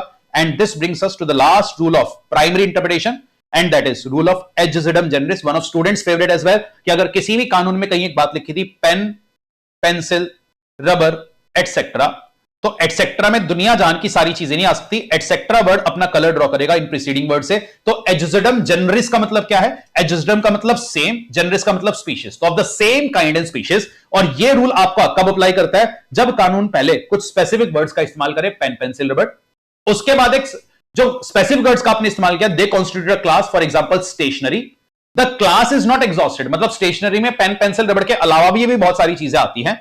उसके बाद एक जनरल वर्ड आया एटसेट्रा, एंड लॉ मेकर का कोई भी इंटेंशन नहीं है वर्ड एटसेट्रा को एक नैरोवर मीनिंग देने का या वाइडर मीनिंग देने का, तो ऐसे केस में वर्ड एटसेट्रा अपना कलर इनसे ड्रॉ करेगा। ये होता है आपका रूल ऑफ एडजस्टम जनरस। इसके बाद आपके आते हैं सेकेंडरी रूल ऑफ इंटरप्रिटेशन, और इसमें दो ही रूल्स आते हैं, दोनों बेहद इंपॉर्टेंट है, पेपर में सवाल आ जाता है। पहला तो आ रहा है इफेक्ट ऑफ यूसेज या डॉक्ट्रिन ऑफ कंटेम्परेनिया एक्सपोजिशो इसको बोलते हैं। इसमें प्राइमरली आपकी दो डॉक्ट्रिन आती हैं। पहली optimum लेगम, that is optimum law, interpret करने का तरीका है कस्टम, तो custom is the best interpreter of law. तो किसी भी कानून को अगर इंटरप्रेट करने में फंस जाओ, आप देखो सदियों से वो कानून कैसे इंटरप्रेट होता हुआ आया है, उसके हिसाब से इंटरप्रेट कर लेंगे। For example doctrine of ultra vires, doctrine of indoor management, ये over a period of time इतने वेल एस्टेब्लिश हो चुके हैं कि हर कोई इनको मानता है, उनको फॉलो किया जाता है। लाइकवाइज कंटेम्परेनिया एक्सपोजिशियो ऑप्टिमा एट फोर्टिसिमा इन लेगे, इसका मतलब क्या? जो बहुत पुराने कानून होते हैं उनको इंटरप्रेट करने का सही तरीका क्या होता है कि आप खुद को उस समय में ले जाओ जब वो कानून बने थे, बिकॉज उन कानूनों में बहुत सारी ऐसी टर्म्स हो सकती हैं जो आज के लिहाज से रेलिवेंट ही नहीं है। तो जब आप उस कानून के उस टाइम में जाकर उसको समझोगे, आपको बेटर समझ में आएगा। इसका एग्जांपल है जीसीए। जीसीए 1897 पुराना कानून है, इसमें काफी सारे ऐसे शब्द हैं जो इंडिया में आज के दिन में रेलिवेंट ही नहीं है, कि चीफ कमिश्नर वर्ड क्या होता है, पार्ट ABCD स्टेट्स क्या होते हैं। तो इन सब के लिए हमें उस समय में जाकर के प्री इंडिपेंडेंस का एरा देखना पड़ा, तब जाकर क्लासेस में वो टर्म समझ में आई थी। अगला आता है जी आपका नसाइटर असोसी, कि जब भी दो शब्दों को अटैच कर लिख दिया जाए, हर वर्ड अपना कलर दूसरे वर्ड से ड्रॉ करता है। For example plant and machinery, तो यहां पर ये जो वर्ड प्लांट है, इसका मतलब कोई पेड़ पौधा थोड़ी ना है, समथिंग रिलेटेड टू मशीनरी। और सर सुनने में तो ये एडजस्टम जनरस जैसा ही है, तो ये एडजस्टम जनरस जैसा ही है क्योंकि एडजस्टम जनरस इसी में से निकला है। क्योंकि नसाइटर असोसी क्या कहता है, दोनों वर्ड साथ में अगर लिखें एक दूसरे से कलर ड्रॉ करेंगे, इसमें जनरल वर्ड पहले भी होता है और बाद में भी, पर एडजस्टम जनरस में हमेशा जनरल वर्ड कब आता है? लास्ट में आता है। तो एडजस्टम जनरस आप कह सकते हो इसी का ही एक एक्सटेंडेड वर्जन है। तो ये सारे आपके रूल्स ऑफ इंटरप्रिटेशन आ गए। एंड फाइनली किसी भी कानून को इंटरप्रेट करने का आखिरी जो टॉपिक आता है, पहला आपका आ रहा है इंटरनल एड टू इंटरप्रिटेशन, मतलब किसी भी कानून को इंटरप्रेट जब हम करते हैं, कई बार हम फंस जाते हैं, तो लॉ मेकर ही उसी कानून में आपको कुछ ऐसे टूल्स देता है जो कानून को इंटरप्रेट करने में हेल्प करेंगे, जैसे सेक्शन डेफिनेशंस वाला या प्रीएम्बल ऑफ द एक्ट। ये सब कानून का ही पार्ट है और कानून की इंटरप्रिटेशन में आपको हेल्प करेगा। पर कभी कभी कानून के अंदर कोई टूल हमें नहीं मिलता, तो हम कानून के बाहर जाकर कोई एक्सटर्नल टूल का इस्तेमाल करते हैं उस एक्ट की इंटरप्रिटेशन के लिए। For example dictionary, for example foreign decisions. तो ये सब कानून के अंदर थोड़ी ना लिखे हैं, बाहर के टूल्स हैं और उनका इस्तेमाल हम करेंगे। एक एक करके इसको भी समझते हैं। सबसे पहले इंटरनल एड टू इंटरप्रिटेशन में पहला जो आ रहा है प्रीएम्बल, ये तो हमने ऑलरेडी समझ लिया कि कानून का मीनिंग, स्कोप, ऑब्जेक्ट समझाएगा, इंटरप्रिटेशन के लिए बिल्कुल इस्तेमाल होगा, पर कहीं भी क्लैश आएगा सेक्शन की बात करेगी प्रिवेल। फिर आता है टाइटल, कि लॉ मेकर जनरली कानून के दो टाइप के टाइटल लिखते हैं। एक तो होता है शॉर्ट टाइटल, जैसे कंपनीज एक्ट का शॉर्ट टाइटल है this act may be called companies act 2013। अब इसमें कुछ ऐसा बताया ही नहीं किसका इस्तेमाल में कर पाऊं, तो शॉर्ट टाइटल तो कभी भी यूज नहीं होते। लॉन्ग टाइटल कई बार आपकी मदद कर देते हैं, पर हमेशा ध्यान रखना लॉन्ग टाइटल में और सेक्शन की बात में क्लैश आया, किसकी बात प्रिवेल करेगी? सेक्शन की बात विल प्रिवेल। एंड एक तो होता है कानून का टाइटल। एक कानून के अंदर अलग अलग जो चैप्टर्स बनाए जाते हैं, हर चैप्टर की भी एक हेडिंग या टाइटल होता है, जैसे कंपनीज एक्ट में preliminary, company incorporation and matters इncidental thereto, prospectus and allotment of security, share capital and debenture, ये हर चैप्टर के अलग अलग टाइटल्स आपको दिए गए हैं। तो क्या इन टाइटल से आप उस चैप्टर के सेक्शंस को इंटरप्रेट कर सकते हैं? बिल्कुल। अगर कहीं अटक जाए तो कर लेना, पर ध्यान रखना क्या चैप्टर की हेडिंग कभी भी आपके सेक्शंस की मेन बातों को ओवरराइड कर पाएगी? Never ever. फिर आया जी मार्जिनल नोट। मार्जिनल नोट क्या होते हैं? ये होते हैं एक सेक्शन की हेडिंग। तो आपने जैसे सेक्शन 2 पढ़ा, उसकी एक हेडिंग है डेफिनेशन, तो इसको हम बोलते हैं मार्जिनल नोट। सेक्शन 3 पढ़ा फॉर्मेशन ऑफ कंपनी का, तो ये भी है मार्जिनल नोट। तो सेक्शन की जो हेडिंग होती है उसको मार्जिनल नोट बोला जाता है। मार्जिनल नोट इसलिए बिकॉज जब भी एक नया कानून बनता है हम सेक्शंस की हेडिंग जनरली मार्जिन में लिखते हैं, तो इसलिए इनको मार्जिनल नोट कहा जाता है। अब सवाल उठता है, सर एक सेक्शन पढ़ रहा हूं, उसके इंटरप्रिटेशन में फंस गया, क्या मार्जिनल नोट से मैं इंटरप्रिटेशन की हेल्प ले सकता हूं? तो यहां पर दो स्कूल ऑफ थॉट चलते हैं। एक तो कहते हैं जी ले लो, दूसरे कहते हैं नहीं। आईसीआई ने अपने स्टडी मेट में क्या कहा है? Generally held view is that कि मार्जिनल नोट्स का इस्तेमाल आप नहीं कर पाओगे, पेपर में भी लिख देना। मेरा पर्सनली मानना है आप कर सकते हो, पर क्या मार्जिनल नोट कभी भी सेक्शन की मेन बात को ओवरराइड करेगा? नहीं। बस यहां पर एक चीज का ध्यान रखना, जो संविधान के अंदर आर्टिकल्स के मार्जिनल नोट होते हैं, संविधान ने साफ साफ कह रखा है कि वो संविधान का ही पार्ट है और उसका इस्तेमाल आप 100% कर सकते हो, इसमें कोई भी डिबेट नहीं होती। अगला आपका डेफिनेशन वाला पॉइंट आया, ये भी हमने ऑलरेडी समझा कि अगर कोई डेफिनेशन मीन से स्टार्ट होती है, एग्जॉस्टिव है। एग्जॉस्टिव का मतलब उसका मीनिंग वही है, रिस्ट्रिक्टिव है। इंक्लूड से स्टार्ट होती है, एक्सटेंसिव, इंक्लूसिव, मतलब उसका मीनिंग एक्सटेंड हो सकता है। मीन से इंक्लूड आ गया, एग्जॉस्टिव है। To apply to an include, inclusive definition, या एक्सटेंसिव आप बोल लीजिए। एंड डीम टू इंक्लूड, ये भी आपकी इंक्लूसिव डेफिनेशन। एंड कभी कभी ना कानून के अंदर कुछ डेफिनेशन बड़ी एम्बिगियस होती है, उनको पढ़कर आपको समझ में नहीं आएगा, अरे भाई कहना क्या चाह रही है। तो बड़ी एम्बिगियस सी डेफिनेशन कई बार आपको कानून के अंदर देखने को मिल जाती है। अब सर एम्बिगियस डेफिनेशन का क्या एग्जांपल है? चलो, एम्बिगियस डेफिनेशन का परफेक्ट एग्जांपल है कंपनीज एक्ट में एक डेफिनेशन है वर्ड डिविडेंड की। अगर आप सेक्शन 2 में जाकर डिविडेंड वर्ड की डेफिनेशन पढ़ो, वो क्या कहता है? Dividend includes interim dividend. Definition खत्म। हम कह रहे हैं भाई ये क्या कह रहा है? डिविडेंड इंक्लूड्स इंटरिम डिविडेंड, ये कैसे डेफिनेशन हुई? तो हमें ये डेफिनेशन अगर हम स्टैंड अलोन बेसिस पर पढ़ेंगे समझ में नहीं आएगी। तो हमें डेफिनेशन का इंटेंट समझने के लिए लॉ के उस चैप्टर में देखना पड़ेगा कि डिविडेंड और इंटरिम डिविडेंड में इस डेफिनेशन का क्या यूज है। तो जब हमने इंटरप्रेट किया, हमने क्या जाना? 123 कहता है कि डिविडेंड जब भी डिक्लेयर हो रहा है कंपनी 30 दिन में पे कर देना, लेट से उसका पैसा 5 दिन में एक सेपरेट बैंक अकाउंट में ट्रांसफर कर देना, लेट से। तो जो पैसा सेपरेट बैंक अकाउंट में जाएगा, डिविडेंड 30 दिन में पे होगा, ये बात सिर्फ डिविडेंड पर लगेगी या इंटरिम डिविडेंड पर भी लगेगी? उस पर भी लगेगी। तो इस डेफिनेशन का अल्टीमेट इंटेंट क्या बना कि कंपनीज एक्ट की जो जो बातें डिविडेंड पर अप्लाई हो रही हैं, वही सारी बातें आपकी इंटरिम डिविडेंड पर भी अप्लाई हो जाएगी। And definition subject to contrary context. कई बार लॉ मेकर कहते हैं कि मैं आपको एक वर्ड की डेफिनेशन दे तो रहा हूं, पर उस डेफिनेशन को अप्लाई करते वक्त बात का कॉन्टेक्स्ट जरूर ध्यान में रखना। For example, let's say definition में लिख दिया मैस्कुलिन इंक्लूड्स फेमिनिन, पर सेक्शन कह रहा है पिता की संपत्ति पर बेटे का अधिकार है, तो वहां पर बात का कॉन्टेक्स्ट ही अलग है। तो कई बार डेफिनेशन कहता है unless the context otherwise require, तो वहां पर बात का कॉन्टेक्स्ट आपको ध्यान में रखना पड़ेगा। अगला इंटरनल एड आपका आता है illustration. For example, accounting standards में बहुत सारी इलस्ट्रेशंस होती हैं। आपने जब ऑडिट के अंदर रोटेशन का एक ट्रांजिशन पीरियड वाला कॉन्सेप्ट पढ़ा था, वहां भी एक इलस्ट्रेशन आपको बुक में दी गई थी। तो लॉ मेकर कई बार कानून समझाने के लिए अपनी तरफ से इलस्ट्रेशंस बनाकर आपको दे देते हैं, तो ऑब्वियसली उनकी मदद से आप एक कानून को इंटरप्रेट तो कर पाओगे, पर बाई चांस अगर कभी भी इलस्ट्रेशन या सेक्शन की बात में क्लैश आया, किसकी बात प्रिवेल करेगी? सेक्शन की बात will prevail. Likewise companies act में बहुत सारे शेड्यूल है। फॉर एग्जांपल शेड्यूल 3, जहां पर आपको बैलेंस शीट पीएनएल का फॉर्मेट गिवन है। तो अगर सेक्शन की इंटरप्रिटेशन में फंस जाओ और वहां से हेल्प मिल रही है, तो बिल्कुल हेल्प लेंगे ना भाई, शेड्यूल कानून का ही पार्ट है। पर वंस अगेन, शेड्यूल और एक्ट की बातों में क्लैश आया, किसकी बात प्रिवेल करेगी? कानून की बात will prevail, that is section की बात विल प्रिवेल। फिर कुछ कुछ डेफिनेशंस में आपको एक्सप्लेनेशन देखने को मिल जाती है। For example, definition of subsidiary, वहां पर controlling the composition of board का क्या मतलब है, नीचे एक्सप्लेनेशन डालकर हमने सीखा था, वहां पर लॉ मेकर ने सिखा दिया था। तो क्या एक्सप्लेनेशन की भी मदद लेंगे? बिल्कुल लेंगे, पर एक चीज का हमेशा ध्यान रखना, एक्सप्लेनेशन सिर्फ सेक्शन की बातों का मीनिंग एक्सप्लेन करता है, वो सेक्शन का एम्बिट दायरा कभी भी बढ़ा नहीं सकता। इस पर पेपर में अलग से सवाल आते हैं, तो ध्यान रखना कि ये आपको सेक्शन के ये आपको सेक्शन के वर्ड्स का या इंटेंट का मीनिंग क्लियर करता है, पर कभी भी ये सेक्शन के एम्बिट को वाइडन नहीं करेगा। अब पेपर में सवाल ऐसे ही बनेगा कि explanation can never widen the ambit of the section comment. बच्चा परेशान है, पूछना क्या चाह रहा है? बेटा, अगर आपने टॉपिक को तरीके से सीखा होगा, इसके जो सवाल आते हैं उससे ज्यादा आसान सवाल आपके पेपर में नहीं आ सकते, इसलिए बस टॉपिक को लॉजिकली पढ़कर जाना। अगला आ रहा है जी, read the statute as a whole. तो जी इंटरनल एड इस्तेमाल करने का सबसे बढ़िया तरीका है पूरे कानून को एक बार पढ़ तो लो। ये चीज आपको रूल ऑफ हार्मोनियस कंस्ट्रक्शन ने भी सिखाई। एंड फाइनली, कभी कभी जब आप कानून पढ़ते हो, वहां पर एक सेक्शन बताने के बाद हम कह रहे हैं रुक जाओ, अरे रुको, दूसरे सेक्शन पर जाने से पहले रुक जाओ, और वहां पर एक पैराग्राफ ब्रेक करके स्टार्ट कर देते हैं प्रोवाइडेड दैट से। तो प्रोवाइडेड दैट से वो जो पैराग्राफ स्टार्ट होता है उसी को हम क्या बोलते हैं? प्रोवाइजो। एंड प्रोवाइजो क्या करता है? जनरली प्रोवाइजो सेक्शन में लिखे की बात की एक्सेप्शन क्रिएट करता है, पर प्रोवाइजो यही काम करे यह जरूरी नहीं होता। प्रोवाइजो चाहे तो कोई कंडीशन भी इंपोज कर सकता है, कोई क्लैरिफिकेशन भी दे सकता है, ऑल टुगेदर नया प्रावधान भी बना सकता है। यहां पर मैंने क्लास में आपको एग्जांपल लिखवाए थे सेक्शन 96 के सब सेक्शन 1 का फर्स्ट, सेकंड और थर्ड प्रोवाइजो। तो कंपनीज एक्ट का एजीएम वाला सेक्शन पढ़ लेना, उसके 3 प्रोवाइजो लाइन से गिवन है। तीनों प्रोवाइजो ने अलग अलग काम किया हुआ है। पहले प्रोवाइजो ने कंडीशन लगाई है, दूसरे प्रोवाइजो ने क्लैरिफिकेशन दी है, और तीसरा प्रोवाइजो तो ऑल टुगेदर एक नई कंडीशन लगा देता है। चलिए, एंड प्रोवाइजो तो हम समझ गए। सर ये एक्सेप्शन क्या होता है? कई बार लॉ मेकर एक बात बताते वक्त कहते हैं ना, एक्सेप्ट इन दिस केस। तो जब भी कहते हैं ना एक्सेप्ट इन दिस केस, उसको हम बोलते हैं एक्सेप्शन क्लॉज। फॉर एग्जांपल, हमने एक सेक्शन पढ़ा था 106 ऑफ द कंपनीज एक्ट, उसने कहा था accept in a case provided in subsection 2। एक कंपनी अपने मेंबर के वोटिंग राइट को कभी भी रिस्ट्रिक्ट नहीं कर सकती, पर यह बात बोलते वक्त उन्होंने एक एक्सेप्शन क्रिएट कर दी। Likewise, a company can never issue share discount except as provided in section 54। तो जब वो पूरी बात को बताने के बाद एक अलग से केस की एक एक्सेप्शन क्रिएट कर देते हैं और एक्सेप्ट एज लिख देते हैं, इसको एक्सेप्शन क्लॉज बोला जाता है। और कभी कभी हम क्या लिख देते हैं? फॉर एग्जांपल, आपने सेक्शन 13 पढ़ा था कंपनीज एक्ट का, save as otherwise provided in section 61। Memorandum alter होगा एसआर से। तो जब हम बात कह रहे हैं, हम कह रहे हैं जी 61 में जो बात लिखी है ना, मैं उसको सुरक्षित रख रहा हूं, तो अगर 61 कहता है कैपिटल क्लॉज ओआर से ऑल्टर होगा, उसकी बात आप मान लेना।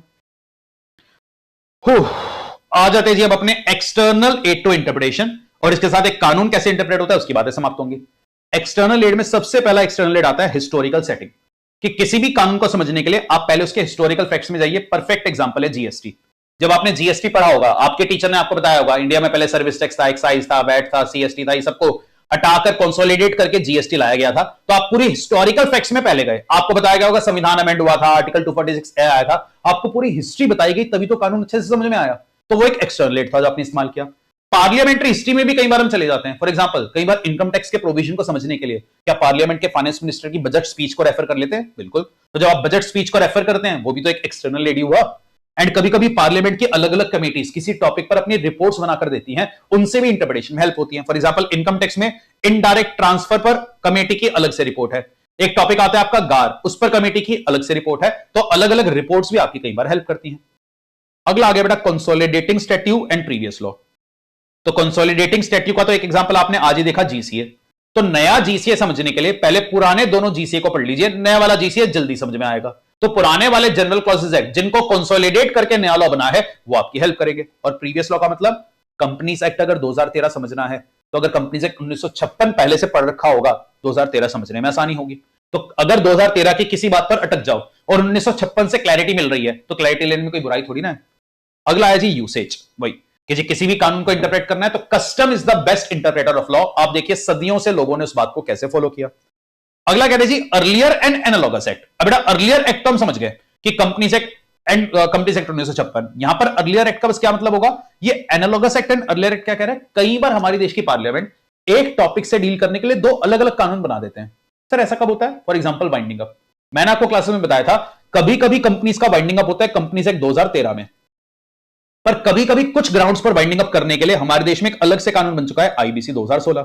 तो एक कानून को इंटरप्रेट करने में अगर दूसरा कानून हेल्प कर रहा है तो भी उसकी मदद लो ना। पर फिर से अगर दोनों कानूनों में क्लैश आ जाए, तो मैं कंपनीज एक्ट की बात को ज्यादा वेटेज दूं या आईबीसी? आईबीसी, बिकॉज वो बाद में आया था। अगला आ गया जी डिक्शनरी। इस पर भी बहुत सवाल आते हैं। बिल्कुल जी, आप किसी भी कानून को इंटरप्रेट करने के लिए डिक्शनरीज की हेल्प भी ले सकते हैं, पर ध्यान रखना टेक्निकल वर्ड्स के लिए टेक्निकल डिक्शनरीज की मदद लेना। कि अगर आपको किसी मेडिकल लॉ को इंटरप्रेट करना है, तो अगर कोई मेडिकल डिक्शनरी है उसकी हेल्प लो। अगर कोई टेक्निकल डिक्शनरी नहीं है, फिर आप लॉस की अलग से डिक्शनरी आती है, for example black law dictionary, legal dictionaries की मदद लो। और वो भी आपके पास नहीं है, तब आप जाकर के ऑक्सफोर्ड वगैरह जैसी डिक्शनरी की हेल्प ले पाएंगे। एंड लास्टली भी कभी कभी आप कुछ फॉरेन डिसीजंस की हेल्प से भी एक कानून को इंटरप्रेट करते हैं, जैसे कि सैलमन वर्सेस सैलमन, ली वर्सेस ली एयर फार्मिंग। ये सब इंडियन केसेस थे ही नहीं। एशबरी रेलवे कैरेज, ये सब फॉरेन डिसीजंस है, पर उनकी भी कभी कभी हेल्प ली जाती है। पर ध्यान रखना, फॉरेन डिसीजन हमारे लिए कभी भी बाइंडिंग नहीं होते, वो सिर्फ हमारे केस की परसुएसिव वैल्यू को बढ़ाते हैं। And this brings us to the last topic of today's marathon, and that is rule of interpretation of deed and document. तो आज अगर किसी भी कॉन्ट्रैक्ट को इंटरप्रेट करना हो, तो ध्यान रखिएगा बेटा, कॉन्ट्रैक्ट को इंटरप्रेट करने के नियम कानून से थोड़े से अलग चलते हैं। चलिए, तो बेटा ध्यान रखिएगा कि जब भी आप किसी कॉन्ट्रैक्ट को इंटरप्रेट करते हैं, कॉन्ट्रैक्ट होता है 2 जनरल लोगों के बीच में। तो जब आप किसी भी कॉन्ट्रैक्ट को इंटरप्रेट करें, सबसे पहला पॉइंट तो क्या कहता है? Interpreted from the point of view of a reasonable man. जब आप एक्ट को पढ़ते हो, एक्ट पार्लियामेंट बनाती है और वहां पर हम एक लीगल एक्सपर्ट की तरह एक एक्ट को पढ़ते हैं। पर जब आप कॉन्ट्रैक्ट्स को पढ़ते हो, कॉन्ट्रैक्ट्स एक रीजनेबल मैन के स्टैंड पॉइंट से बनाया जाता है। तो सबसे पहली बात, हर कॉन्ट्रैक्ट की टर्म एंड कंडीशन और उसको लिखने का तरीका अलग अलग होता है। तो हर कॉन्ट्रैक्ट को इंटरप्रेट आप अलग तरीके से करोगे। एक कॉन्ट्रैक्ट के वर्ड का मीनिंग, एक कॉन्ट्रैक्ट के क्लॉज का इस्तेमाल ऑब्वियसली आप किसी दूसरे कॉन्ट्रैक्ट में नहीं कर सकते। तो इस पॉइंट ने क्या कहा, the first point is that one has to find out what a reasonable man who has taken care of himself on the surrounding circumstance। तो रीजनेबल मैन के लिए उस शब्द का क्या मतलब होगा, आप उसी मतलब को फॉलो करें। और आज की क्लास में इसका एक एग्जांपल भी लिया था कि अगर आपने मेरे से कॉन्ट्रैक्ट किया था, आप मेरे को सब्जी भेजोगे, तो बेटा क्या उस कॉन्ट्रैक्ट में बीटल लीव्स काउंट होना चाहिए? बिल्कुल भी नहीं, बिकॉज रीजनेबल मैन के लिए बीटल लीव्स वेजिटेबल नहीं होती। अगला कह रहे जी यूनिफॉर्मिटी ऑफ मीनिंग, कि जब भी आप कोई कॉन्ट्रैक्ट पढ़ रहे हो, अगर कॉन्ट्रैक्ट में एक वर्ड बहुत बार रिपीट हुआ है, तो उस वर्ड का कॉमन ही मीनिंग या यूनिफॉर्म मीनिंग आप हर जगह प्रोवाइड करोगे, अनलेस एंड अनटिल एब्सर्डिटी आए। तो अगर कहीं बात का कॉन्टेक्स्ट कुछ और हो और वर्ड का मीनिंग बदल रहा है, तब उसका मीनिंग चेंज करना, वरना एक शब्द का मीनिंग हमेशा रहेगा सेम। अगला आता है गोल्डन रूल। गोल्डन रूल क्या कहता है? बेटा आज अगर आपको कोई पार्टनरशिप डीड पढ़ने को दे दूं, सीधा पार्टनरशिप डीड पढ़ के और इंटरप्रेट करने से बेटर क्या है, जिन लोगों ने वो पार्टनरशिप बनाई थी पहले उनसे एक बार मिलो, उनको सामने बिठाओ, उनकी क्या एजुकेशन है, क्या बैकग्राउंड है, उनके लिए उस पार्टनरशिप डीड के टर्म्स का क्या क्या मीनिंग उनकी अंडरस्टैंडिंग में रहा था, हो सकता है वहीं से आपको क्लैरिटी मिल जाए। तो आपको एक रीजनेबल मैन के स्टैंड पॉइंट से एक डॉक्यूमेंट को पढ़ना चाहिए, और जब भी डॉक्यूमेंट पढ़ रहे हो पूरा ए टू जेड पढ़ने के बाद ही उसकी इंटरप्रिटेशन करना। लास्टली, कॉन्ट्रैक्ट में बेटा बाई चांस अगर कोई एक क्लॉज इनवैलिड हुआ, उसकी वजह से पूरा कॉन्ट्रैक्ट नलिफाई तो नहीं होगा। लेट्स सपोज आपने और मैंने एक लंबा चौड़ा कॉन्ट्रैक्ट किया मेरी प्रॉपर्टी बेचने का, लास्ट में हमने एक क्लॉज लिख दिया कि हम दोनों में अगर डिस्प्यूट है, ये डिस्प्यूट हम जाकर के सॉल्व करेंगे यूएसए के फेडरल कोर्ट में। बड़ा कल को डिस्प्यूट हुआ और जज साहब कह रहे जी मेरे पास जुरिसडिक्शन थोड़ी ना है, आपने कॉन्ट्रैक्ट में ये क्यों लिख दिया, तो क्या इस एक लाइन की वजह से पूरा कॉन्ट्रैक्ट नलिफाई हो जाएगा? नहीं, क्योंकि ये सिर्फ एक इनवैलिड क्लॉज है। पर आपने और मेरे में कॉन्ट्रैक्ट हुआ था कि हम एक प्रॉपर्टी सेल करेंगे, और पता चला हम दोनों में से किसी के पास कोई प्रॉपर्टी थी नहीं, तो वहां पर वो जो क्लॉज है उसके ऊपर तो पूरा कॉन्ट्रैक्ट डिपेंडेंट था। तो अगर इतना इंपॉर्टेंट क्लॉज नलिफाई हो जाए, फिर आपका पूरा का पूरा कॉन्ट्रैक्ट नल एंड वॉइड होगा। And coming down to the last point, and ये वाला पॉइंट एक एक्ट से बिल्कुल ऑपोजिट है। हमने क्या सीखा, एक्ट में अगर सेक्शन 10 और सेक्शन 50 में क्लैश आए, 50 प्रिवेल करेगा। पर आज अगर मैं आपको 50 पेज का एक कॉन्ट्रैक्ट पढ़ने दे दूं, बेटा पहले के 7, 8, 10, 15 पेज तो तुम बड़े कॉन्फिडेंस से पढ़ोगे, आगे वाले पेजेस तुम उड़ाना स्टार्ट कर दो क्योंकि यार वही सारी बातें लिखी हैं, हर कॉन्ट्रैक्ट में यही होता है। आगे वाले पेजेस में हमारा फोकस कम होता है, इसलिए कॉन्ट्रैक्ट में ये रूल एकदम ऑपोजिट चलता है कि किसी कॉन्ट्रैक्ट के पेज नंबर 10 और पेज नंबर 50 पर लिखी किसी बात में अगर क्लैश आ जाए, आप कौन सी बात को ज्यादा रेलेवेंस देना, पेज नंबर 10 की बात, दैट इज जो बात पहले आएगी, earlier clause will override the latter one. This is all about आपका इंटरप्रिटेशन ऑफ स्टैट्यूट्स। चलिए जी, तो ये कोई टॉपिक आपका यहां पर समाप्त हुआ। आते हैं जी अब इसके EFQs पर, वो भी सॉल्व कर लेते हैं। चलिए जी, आते हैं बेटा पहले MCQs पर। पहला सवाल, preamble is most important in any legislation. Preamble क्या काम करता है? Expresses the scope, object and purpose of the act. आगे कह रहे जी, statutory interpretation is a practice through which the courts break down the words of a law and give true intent to it. बिल्कुल, when the legislature makes the laws, judiciary performs the art of interpretation to give meaning to the words of the lawmaker. It is correctly said that purpose of interpretation of statute is to help the judge to ascertain the intention। बेटा वे कह रहे हैं जब भी आप interpretation करते हो तो इंटरप्रिटेशन करने की राइट सीक्वेंस क्या होती है? पहले ही इंटरनल एड का इस्तेमाल करोगे, पहले लिटरल इंटरप्रिटेशन फॉलो करना, फिर इंटरनल एड का इस्तेमाल करना, फिर एक्सटर्नल एड का। बिल्कुल, option number B is correct. आगे कह रहे जी, कौन सा कार्डिनल रूल होता है? Literal interpretation. अगला कह रहे जी, एक इंटरप्रिटेशन का रूल कहता है कि कानून को एज इट इज पढ़ो, दूसरा कहता है उसके मीनिंग को समझो। तो पहले वाले को हम क्या कहेंगे? ग्रामेटिकल, दूसरे वाले को क्या कहेंगे? लॉजिकल। रीजनेबल कंस्ट्रक्शन कौन सी मैक्सिमम पर बेस्ड है? एक ही वर्ड ढूंढते चलना, रेस, रीजनेबल। कौन सा रूल ऑफ इंटरप्रिटेशन है जो आप इस्तेमाल करते हो जब भी कानून के दो प्रावधानों में कंफ्लिक्ट आ जाए? Rule of harmonious construction. अगला कह रहे जी, in various rule ejusdem generis का मतलब क्या होता है? ऑफ द सेम काइंड और स्पीशीज। पेपर का MCQ है। नॉटविथस्टैंडिंग वाले क्लॉज को क्या नाम दिया जाता है? Non obstante clause. Rule of harmonious construction में हमने सीखा। और ओड वन आउट आपको बताना है, प्रीएम्बल इज इंटरनल एड, ये भी इंटरनल एड है, ये भी इंटरनल एड है, पर यूसेज कैसा था? एक एक्सटर्नल एड। तो ये आपने सॉल्व किया। आते हैं जी इस टॉपिक के सब्जेक्टिव क्वेश्चंस पर। पहला सवाल कि जी कुछ डेफिनेशन स्टार्ट होती है मीन से, कुछ होती है इंक्लूड से, दोनों में फर्क। मीन्स वाली डेफिनेशन आपकी एग्जॉस्टिव, इंक्लूड्स वाली इंक्लूसिव। प्रीएम्बल क्या करता है भाई? मीनिंग, स्कोप, ऑब्जेक्ट बताता है। क्या एड टू इंटरप्रिटेशन की तरह इस्तेमाल कर सकते हो? बिल्कुल, पर अगर कभी भी क्लैश आएगा, किसकी बात प्रिवेल करेगी? सेक्शन की बात। Grammatical interpretation and logical interpretation में डिफरेंस आप लिख देंगे। ये सवाल इंटरेस्टिंग है, ये लेटेस्ट MTP में आया था और बड़े ध्यान से समझना बिकॉज पेपर का लेवल थोड़ा सा बढ़ रहा है। ये कह रहे जी, no vehicles are allowed in the park. एक पार्क के बाहर लिखा हुआ है कि इसमें व्हीकल्स अलाउड नहीं है। आप ये स्टेटमेंट एक्सप्लेन करिए कंस्ट्रक्शन के स्टैंड पॉइंट से। तो हमने बेटा एक डिफरेंस सीखा था, इंटरप्रिटेशन वर्सेस कंस्ट्रक्शन। इंटरप्रिटेशन मतलब उस बात को एज इट इज लिटरली पढ़ना, कंस्ट्रक्ट मतलब उसके लॉजिक के पीछे जाना। तो स्टेटमेंट कह रही है अगर एक पार्क के बाहर लिखा है कि इसमें व्हीकल्स अलाउड नहीं है तो इसके लॉजिक के पीछे जाओ। इसका लॉजिक क्या, इसको अगर ढंग से इंटरप्रेट करें इसका मतलब क्या है कि क्या पार्क के अंदर हम बच्चे का स्ट्रॉलर, छोटी मोटी साइकिल लेकर जाना चाहे, क्या वो अलाउड होगा? अलाउड है। पर कौन से व्हीकल्स अलाउड नहीं है? जो नॉइस या एयर पॉल्यूशन करते हैं। फॉर एग्जाम्पल आप अपनी गाड़ी या मोटर बाइक मत ले जाना। तो आप इस बात को कंस्ट्रक्ट करके इसके इंटेंट को पकड़िए। अगला कह रहे हैं, ये वही वाला सवाल आ गया कि आज एक डायरेक्टर को एक्सप्लेनेटरी स्टेटमेंट में क्या अपनी वाइफ के इंटरेस्ट का डिस्क्लोजर देना होगा? बिल्कुल, बिकॉज जब भी आपको चॉइस करनी पड़े एक नैरोअर और वाइडर इंटरप्रिटेशन में, तो रूल ऑफ लिटरल इंटरप्रिटेशन क्या कहता है? हमेशा वाइडर इंटरप्रिटेशन को बेनिफिट देंगे। अगला कह रहे हैं जनरली या स्पेशली, बस नॉन डेरोगेंट। तो बड़ा यहां पर दो वर्ड्स आ रहे, एक वर्ड आया जनरल, एक वर्ड आया स्पेशल। तो बात का इंटेंट पकड़ो, जनरल और स्पेशल में क्लैश आएगा तो कौन सा प्रोविजन प्रिवेल करेगा? Specific provision will prevail over general. Rule of harmonious construction की ये वाली बात आपको लिखनी है। Plain words require no explanation, बिल्कुल, but technical words need to be understood in technical sense, बिल्कुल। रूल ऑफ लिटरल कंस्ट्रक्शन, जी नॉर्मली तो हम ऐसे ही इंटरप्रेट करेंगे, but technical words like capital account transactions है, बीटा लीव्स है, इन सबको टेक्निकल सेंस में समझेंगे। एब्सोल्यूटा सेंटेंशिया, एब्सोल्यूट सेंटेंसेस, एक्सपोजिटोरे नॉन इंडिजेट। तो एब्सोल्यूट सेंटेंसेस की एक्सप्लेनेशन इज नॉट रिक्वायर्ड। तो ये भी रूल ऑफ लिटरल इंटरप्रिटेशन की ही बात कर रहा है। दो दोस्तों में डिबेट हो गई, कंपनी सेट का सेक्शन कह रहे हैं company may be found for lawful purpose, तो मे को मे पढ़ेंगे या shall? Rule of exceptional construction. अगला पॉइंट आया जी, कुछ कुछ कानूनों में एक वर्ड आता है नॉट विद स्टैंडिंग, इसको हम बोलते हैं नॉन ऑब्स्टेंटेड क्लॉज। और अगर कह रहा है जी मेरे को सामने वाले की बात से फर्क नहीं पड़ता, तो अगर कभी भी क्लैश आया मेरी बात करेगी प्रिवेल। बेनिफिशियल कंस्ट्रक्शन का रूल कौन सा होता है? बेटा लिख देना कि कभी भी कोई ऐसा कानून इंटरप्रेट कर रहे हैं जो दो क्लासों या एक क्लास ऑफ पर्सन के बेनिफिट के लिए बना है, तो एक ऐसी इंटरप्रिटेशन जिससे कम बेनिफिट हो, एक ऐसे जिससे ज्यादा, तो ज्यादा वाला फॉलो करेंगे। और यही वो मिस मोना का एग्जांपल आ गया कि क्या मैटरनिटी लीव अडॉप्टेड चाइल्ड के लिए मिलनी चाहिए? रूल ऑफ बेनिफिशियल कंस्ट्रक्शन के हिसाब से बिल्कुल मिलनी चाहिए। एम्बिगस डेफिनेशन जो होती है उनको आप उस बात के कॉन्टेक्स्ट के साथ इस्तेमाल करना जहां पर वो शब्द इस्तेमाल हुआ है। Dividend includes interim dividend. Definition subject to contrary context, masculine includes feminine unless the context otherwise require. What is the effect of proviso? Generally exception create करता है, बाकी तो आप किसी भी पर्पस के लिए proviso का इस्तेमाल कर सकते हैं। Does the explanation widen the ambit of the section? बिल्कुल भी नहीं।